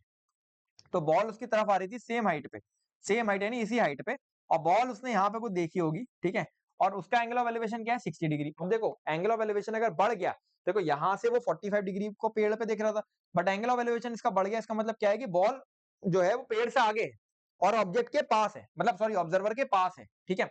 तो बॉल यहाँ पे कुछ दिख रही होगी इसको, और ये एंगल कितना दिया हुआ है 60 डिग्री, ये एंगल क्या दिया हुआ है 60 डिग्री। तो भैया फिगर अब कुछ कुछ हमें ऐसा नजर आ रहा है कि आप ये कह सकते हो that was the tree, let A B the tree, ठीक है, let A B the tree, ठीक है, and Kaushik is standing at point C, ठीक है, ऐसा ऐसा आप लैंग्वेज लिखोगे, let A B the tree and the Kaushik is standing at the point C, ठीक है। Now from the C to A, angle of elevation to the top of the tree जब वो देखता है तो वो है 45 डिग्री, ठीक है। बट 2 सेकंड बाद क्या होता है, चिड़िया उड़ने लगती है, चिड़िया इधर उड़ना चालू करती है, और चिड़िया उड़ते उड़ते कुछ पॉइंट डी पर पहुंचती है, ठीक है। After 2 second bird reaches the point D and angle of elevation from C to D is given as 30 degree, ठीक है। And the ball reaches the point, some point से E, and angle of elevation from C to E is given as 60 degree. बस बात खत्म, ठीक है। अब हमको अलग अलग चीजें पूछी गई होंगी, यहाँ से आप ट्रायंगल कंस्ट्रक्ट कर सकते हो, अगर आप इसे परपेंडिकुलर छोड़ोगे नीचे तो एक ट्रायंगल तो ये बन जाएगा, और अगर आप यहाँ से परपेंडिकुलर छोड़ोगे तो एक ट्राइंगल ये बन जाएगा। तो अलग अलग 3 राइट एंगल ट्राइंगल बन गए। क्या क्या हमसे पूछा गया है? Distance of cosec from foot of the tree, ठीक है। तो भैया कॉशेक की डिस्टेंस अगर ए बी ये था, ठीक है, ए बी की डिस्टेंस कितनी दी हुई है? 80 मीटर। ए बी की हाइट अगर 80 मीटर दी हुई है तो कॉशेक की distance foot of the tree से कितनी है? तो ये तो बहुत आसान हो गया। ये तो एक ट्राइंगल एबीसी में आप देखो, इन ट्राइंगल एबीसी आप देखो क्या देखोगे भैया, इसमें परपेंडिकुलर कितना दिया हुआ है? परपेंडिकुलर कितना दिया हुआ है? परपेंडिकुलर आपको कितना दिया हुआ है? परपेंडिकुलर आपको दिया हुआ है 80 मीटर और बेस आपको निकालना है। तो आप परपेंडिकुलर और बेस यानी tan में लोगे, ठीक है। तो tan 45 degree angle of elevation था, इस ट्राइंगल की हम बात कर रहे हैं ना, तो ये 45 डिग्री एंगल ऑफ एलिवेशन था। तो is equal to height of the tower यानी परपेंडिकुलर अपॉन बेस, बेस कितना है? बीसी, बीसी जो हमको निकालना था। तो यहाँ से बीसी आपका 80 मीटर निकल कर आ गया। अब भैया ये मेरे को बताने की जरूरत ना पड़े कि tan 45 की वैल्यू 1 होती है, बीसी इधर गया और बीसी 81 निकल कर आ गया। तो ये मेरे को बताने की जरूरत ना पड़े, पहला पार्ट आंसर हो गया। दूसरा पार्ट भैया हमारा क्या है? दूसरा पार्ट देखो क्या है, how far did the bird fly in the mention time, ठीक है। तो बर्ड जो है, ठीक है, बर्ड जो है वो यहाँ से यहाँ फ्लाई करी ना, बर्ड यहाँ से यहाँ फ्लाई करी, ठीक है, 2 सेकंड में फ्लाई करी, ठीक है। तो हमसे ये पूछा गया है कि बर्ड कितनी दूर फ्लाई कर गई, ये आपको बताना है। बर्ड जो है वो कितनी दूर फ्लाई कर गई, ये हमको बताना है, ठीक है। क्या आपको यहाँ से एक बात समझ आ रही है बहुत क्लियर सी कि भैया ये सारे सेम ही हाइट पे ट्रेवल कर रहे हैं, तो एक कॉमन साइड तो ये है ही कि ये तो 80 मीटर ही है, ठीक है, ये तो 80 मीटर ही है, ठीक है। और अगर मान लो मैं यहाँ से फुट ऑफ द परपेंडिकुलर देखता हूँ, जहाँ पे बर्ड है, बर्ड से मैं एक foot of the perpendicular drop करता हूँ, तो सी बी और ये मैं कुछ एफ बोल दे रहा हूँ, उसको एफ बोल दे रहा हूँ, ठीक है। तो हमको कहीं ना कहीं ये बात समझ आ रही होगी कि हमको ये डिस्टेंस एडी निकालनी है, ठीक है, एडी निकालनी है, ठीक है। तो हमको समझ आ रही होगी in rectangle A D B F, यानी ए डी बी एफ, तो जो बी एफ है वो एडी के बराबर है, एडी में ही हमको निकालना है, ये डिस्टेंस ही तो निकालनी है हमको। तो AD is equal to B F, ये समझ आ रहा है आपको, ठीक है। तो AD is equal to B F, ठीक है। Let AD equal to B F is equal to, हमने कुछ x मान लिया, यानी ये डिस्टेंस क्या है? कुछ x है, ठीक है। अच्छा, BC क्या हमको दी हुई है? BC अभी हम लोग ने कैलकुलेट करी, यहाँ पे 80 मीटर आ रखी है, ठीक है, ठीक है, ये बात समझ आ गई। और इसकी हाइट कितनी दी हुई है? 80 मीटर दी हुई है, 80 मीटर दी हुई है। और इसका एंगल ऑफ एलिवेशन कितना था? 30 डिग्री। तो हमको परपेंडिकुलर पता है, बेस पता है, क्या यूज करेंगे? tan। तो tan 30 degree is equal to perpendicular upon base, base यानी x। तो ये कितना आ गया? 1/√3 is equal to 80 upon 80 plus x। क्या हम यहाँ से x कैलकुलेट कर सकते हैं? 80√3 माइनस 1, यहाँ पे x निकल कर आ गया। तो यानी ये जो डिस्टेंस है, ये जो 2 सेकंड है, इसमें इसने 80√3 माइनस 1 डिस्टेंस को ट्रेवल करी होगी। Speed of the bird if in this time bird flies इतने मीटर, इसको आंसर करना है मीटर पर मिनट में। तो इसमें क्या पूछा गया है कि बर्ड की स्पीड बताओ क्या है, अगर बर्ड ने इतनी डिस्टेंस ही ट्रैवल करी होती, ठीक है। आप खुद सोचो, बर्ड का टाइम कितना दिया हुआ है? 2 सेकेंड। बर्ड की डिस्टेंस कितनी दी हुई है? 20√3 प्लस 1 मीटर, ठीक है। अब किसी बच्चे को ट्रिग्नोमेट्री नहीं भी आती होगी ना, वो भी इसको आंसर कर देगा। कैसे? Speed is equal to distance upon time. तो डिस्टेंस कितनी दी हुई है? 2√3 प्लस 1, 20√3 प्लस 1। टाइम कितना दिया हुआ है? 2 सेकेंड, ठीक है। स्पीड हमको निकालनी है, तो ये तो जो स्पीड निकली वो किसमें निकली? मीटर पर सेकंड में। मीटर पर मिनट में आपको निकालनी है, ठीक है। मीटर किसमें दी हुई है? मीटर पर मिनट में आपको निकालनी है। तो क्या आप 60 से डिवाइड करोगे या 60 से मल्टीप्लाई करोगे, क्या करोगे? खुद सोचो। मीटर पर सेकंड, देखो मैं तो कैसे सोचता था, मैं आपको बताता हूँ। मैंने कोई फॉर्मूला याद नहीं करा था, मैं कैसे सोचता था। ऊपर मीटर में दिया हुआ है, नीचे वाला पार्ट हमको सेकंड से मिनट में कन्वर्ट करना है। अब अगर मान लो सेकंड से मिनट में जब हमको कन्वर्ट करना होता है, तो अगर मान लो मेरे को दिया हुआ है 76 सेकंड, ठीक है, तो इसको मैं मिनट में कैसे कन्वर्ट करूंगा? 60 सेकंड से डिवाइड करके, ठीक है, तो मिनट में कन्वर्ट हो गया। तो इसको मैं 60 से डिवाइड कर दूं तो नीचे वाला पार्ट मिनट में हो गया। तो स्पीड किस में आ गई? मीटर पर मिनट में निकल कर आ गई। तो 20√3 प्लस 1/2, इसको हम 60 से मल्टीप्लाई कर देंगे, क्यों? क्योंकि नीचे वाला पार्ट ऊपर चला जाएगा, इंटू 30। ये कितना निकल कर आ गया? ये कितना निकल कर आ गया? इसको मल्टीप्लाई कर दो, आंसर निकल कर आ जाएगा। तो केस बेस्ड स्टडी क्वेश्चन कोई टफ नहीं है, यहाँ पर केवल 3 ही केस हैं। पहला केस ये है कि आपको ऐसा ट्राइंगल बनाना है। दूसरा केस ये है कि भैया आपको जो है वो कुछ ऐसा ट्राइंगल बनाना हो सकता है कभी, ठीक है। ओ सॉरी, ऐसा नहीं, ऐसा नहीं, ऐसा नहीं, ऐसा नहीं। आपको हो सकता है कभी ऐसा ट्राइंगल बनाना पड़े जिसमें ये हाइट दी हुई है, आपको इस हाइट से आपको ये हाइट निकालनी है, ठीक है। ये आपको एंगल दिया हुआ है, ये एंगल दिया हुआ है, कॉमन साइड आपको पता है, कॉमन साइड का यूज करना है। और कभी आपका ऐसा हो सकता है कि भैया आपसे कह दिया जाए कि यार आपको जो है कुछ इस तरीके का ट्राइंगल है और ये एक साइड और ये एंगल दिया हुआ है। तो ये 2-3 तरीके के ट्राइंगल आपसे पूछे जा सकते हैं, इसके अलावा क्वेश्चन बाहर बनता ही नहीं है, बनता ही नहीं है। मैंने आपको इतने सारे सवाल करा के दिखा दिए। अब आपका कुछ कुछ होमवर्क है, ठीक है, फटाफट से मैं आपको होमवर्क बता देता हूँ, क्वेश्चंस जल्दी से देख लो, स्क्रीनशॉट ले लो और मेरे को आंसर करोगे कमेंट्स में, ठीक है। पहला होमवर्क है ये, ठीक है, from a point on the ground angle of elevation of the top and the bottom of the transmission tower fix at the top of the 20 metre 48, बहुत आसान है, कुछ नहीं करना है। एक टॉप ऑफ ट्रांसमिशन टावर दिया हुआ, थोड़ी थोड़ी हिंट दे रहा हूं मैं। एक ग्राउंड है, ठीक है, ग्राउंड है, ग्राउंड से आप एंगल ऑफ एलिवेशन देख रहे हो, ठीक है, top and bottom of transmission tower fixed at the top of 20 metre high building. तो एक 20 मीटर लंबी बिल्डिंग है, ठीक है, 20 मीटर लंबी बिल्डिंग है, इसके ऊपर भी एक टावर है, ठीक है, उसका बॉटम का एंगल ऑफ एलिवेशन दिया हुआ है, टॉप का एंगल ऑफ एलिवेशन दिया हुआ है, आंसर कर सकते हो, हाइट ऑफ द टावर निकालनी है, खाली ये हाइट ऑफ द टावर आपको निकालनी है h, खत्म, बहुत इजी सवाल है, आंसर कर सकते हो। अगला देख लो, statue 1.6 metre stands tall on the pedestal from the point on the ground, the angle of elevation from top of the statue is 60 degree and from the same point angle of elevation of the top of the pedestal is 45 degree, find height of pedestal। देखो क्या है, कुछ नहीं पूछा है इसमें, क्या करा गया कि एक स्टैचू है जो कि एक पेडेस्टल पे खड़ा है, यानी ये एक पेडेस्टल बड़ा सा रहा होगा, उस पे एक स्टैचू खड़ा हुआ है, ठीक है, ठीक है, और ये आदमी यहाँ पर खड़ा होगा नीचे, ठीक है, ये आदमी यहाँ पर नीचे कहीं खड़ा है, ठीक है, इस आदमी ने इसके टॉप पे कुछ एंगल ऑफ एलिवेशन दिया हुआ है, ठीक है, और इसके बॉटम के लिए कुछ एंगल ऑफ एलिवेशन दिया हुआ है, ठीक है, टॉप एंड बॉटम का एंगल ऑफ एलिवेशन दिया हुआ है, आपको केवल इसकी हाइट बतानी है, इसकी आपको हाइट दी हुई है, तो बहुत ही आसान सवाल है, इसको आप आंसर कर सकते हो।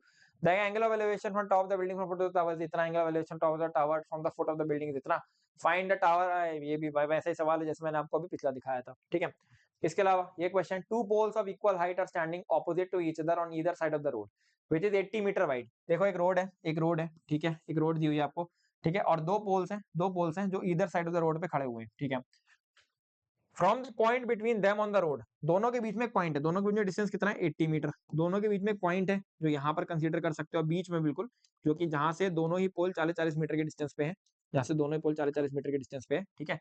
यहाँ से angle of elevation of the pole कितना बन रहा है, कितना बन रहा है, इसका एंगल ऑफ एलिवेशन मान लो को 60 डिग्री बन रहा है और इसका एंगल ऑफ एलिवेशन को 30 डिग्री बन रहा है, ठीक है। अब आपको क्या बताना है, इन दोनों पोल्स की हाइट बतानी है, इसको h1 ले लो, इसको h2 ले लो, क्या आप सिंपली tan 30 डिग्री लगा के ये निकाल सकते हो, tan 60 डिग्री निकाल के ये लगा सकते हो, तो निहायत ही आसान सवाल ये भी है। इसके अलावा एक सवाल देखो, TV tower stands vertically on the bank of the canal, ठीक है, from the point on the other bank directly opposite to the tower, the angle of elevation from top to tower 60 degree from the point another 20 metre away from this point on the line joining the, ठीक है, बहुत आसान है भाई। देखो यहाँ पे एक आदमी खड़ा था, एक आदमी खड़ा था, ठीक है, इसने इसके टीवी टावर के टॉप का एंगल ऑफ एलिवेशन देखा 30 डिग्री, फिर वो 20 मीटर क्लोज चला गया तो एंगल ऑफ एलिवेशन बढ़ गया क्योंकि दोनों के बीच डिस्टेंस कम हो गई, तब इसने एंगल देखा 60 डिग्री, बस अब आपको कुछ नहीं निकालना है, आपको क्या निकालना है, height of the tower and width of the canal. तो यहाँ पे हाइट ऑफ द टावर आपको निकालनी है, इसमें कुछ बहुत बड़ी चीज नहीं है, और विड्थ ऑफ द कैनाल निकालनी है तो प्रोबेबली ये निकालनी होगी, तो ये बहुत बड़ी चीज नहीं है। आप क्या कह सकते हो, आप कह सकते हो इसको एक्स एच बोल लो, इसको एक्स बोल लो, आप दो एक क्वेश्चन बनाओ, पहला ए बी सी को यूज करके बनाओ, tan 60 degree is equal to H upon X, दूसरा क्वेश्चन बनाओ ए डी बी में tan 30 degree is equal to H upon X plus 20, ठीक है। आप यहाँ से क्या कह सकते हो, h is equal to x root 3 कह सकते हो कि नहीं, इसको 30 डिग्री लिख दोगे तो सॉरी इसको रूट 3 लिख दोगे तो, ठीक है, और यहाँ से आप h की वैल्यू x के टर्म से पुट कर दो, यहाँ से x निकाल दो, एक बार x निकल गया तो यहाँ पे वापस पुट करके h निकाल दोगे, निहायत ही आसान सवाल यार, क्या लड्डू लड्डू से क्वेश्चन दिए हुए हैं। From top of the 7 metre high building the angle of elevation from top the cable and angle of depression of the foot, बहुत आसान है, आपको एक एंगल ऑफ डिप्रेशन दिया हुआ है, एक एंगल ऑफ एलिवेशन दिया हुआ है, आपको हाइट ऑफ द टावर निकालनी है। तो एक देखो, खुद देखो, from top of a 7 metre high building, एक 7 मीटर लंबी बिल्डिंग है, ठीक है, the angle of elevation of the top of the cable tower, एक केबल टावर दिया हुआ है, ये एक केबल टावर है, ठीक है, इस पे मैं खड़ा हुआ हूँ, ठीक है, यहाँ से मैंने देखा टॉप ऑफ द बिल्डिंग का angle of elevation is 60 degree, 60 degree, ठीक है, ठीक है, कोई दिक्कत नहीं है। फिर the angle of depression of its foot, यानी यहाँ से मैंने इसके फुट का भी एंगल ऑफ डिप्रेशन देखा तो कितना है, वो कितना है, वो कितना है 45 डिग्री, वो कितना है 45 डिग्री, तो अब आप यहाँ पे आराम से आंसर कर सकते हो, हाइट ऑफ द टावर आपको निकालनी है। तो देखो एक हिस्सा ये मान लो h1 और एक हिस्सा ये मान लो h2, ठीक है, तो h1 प्लस h2 आपको हाइट ऑफ द टावर बता देगा, h1 इससे निकालो इस ट्रायंगल से, h2 इस ट्रायंगल से, इस ट्रायंगल को यहाँ पर ये 45 डिग्री बना देगा वापस, ये 45 डिग्री ही बना देगा वापस, ठीक है, तो इस ट्रायंगल का यूज करके h2 निकाल लो, इस ट्रायंगल का यूज करके h1 h2 अलग अलग निकल जाएगा, h1 h2 को निकाल के h1 प्लस h2 ऐड कर दोगे, तो ये भी आपका होमवर्क है। अब ये क्वेश्चन पढ़ लो, ये भी आपका होमवर्क है, आप स्क्रीनशॉट ले सकते हो, बहुत ही आसान सवाल है, ठीक है, कोई टफ क्वेश्चन नहीं है, एंड बाकी मैंने आगे के सबके आपको करा ही दिए हैं, ठीक है। तो यार ये बहुत ही आसान चैप्टर आपका फाइनली यहाँ पे कंक्लूड हो रहा है, ठीक है, आगे आने वाले चैप्टर्स के अंदर हम लोग टिग्नोमेट्री का कहीं कहीं पे यूज कर सकते हैं, कहीं कहीं पर नहीं भी करेंगे, बट टिग्नोमेट्री आपके 11th 12th के अंदर बहुत ज्यादा काम आने वाली है, ठीक है। आई होप ये सारे के सारे क्वेश्चंस आपने करे होंगे। आप केस बेस्ड स्टडी घर पे जाके आपको ढेर सारी प्रैक्टिस करनी है। ढेर सारे केस बेस्ड स्टडी क्वेश्चन, ढेर सारे क्वेश्चंस आपको समझ आ गया, मैं फिर रिपीट कर रहा हूँ। या तो सिंपल ट्रायंगल बनेगा, एक साइड दी हुई है, एक एंगल दिया हुआ है, या क्या होगा भैया ये दो इस तरीके के कुछ साइड बनेगा जहाँ पे एंगल ऑफ एलिवेशन बढ़ रहा है, एंगल ऑफ एलिवेशन बढ़ रहा है। एंगल ऑफ एलिवेशन तभी बढ़ रहा होता है जब आदमी जो है वो पास जा रहा होता है, तो आदमी सोचो कुछ 20 मीटर पास चला गया तो एंगल ऑफ एलिवेशन बढ़ गया। तो आपको ये और ये पूछा जा सकता है। कॉमन साइड, हमेशा कॉमन साइड को टारगेट करोगे, कॉमन साइड को टारगेट करोगे। कॉमन साइड एक टारगेट होना चाहिए, एक टारगेट जो आपको कैलकुलेट करना है वो होना चाहिए, और दोनों जिस रेशियो में आ रहे होंगे उस रेशियो को यूज करके आप आंसर कर सकते हो। तो आई होप ये सारी की सारी चीजें समझ आई होंगी, लेक्चर समझ आया होगा। Thank you so much for watching this till and, and channel को सब्सक्राइब कर लो ऐसे और वीडियोस के लिए। बाकी लाइक कर देना, मोटिवेशन मिलता है हमें भी थोड़ा। This is all, Sangal Jauhari signing of.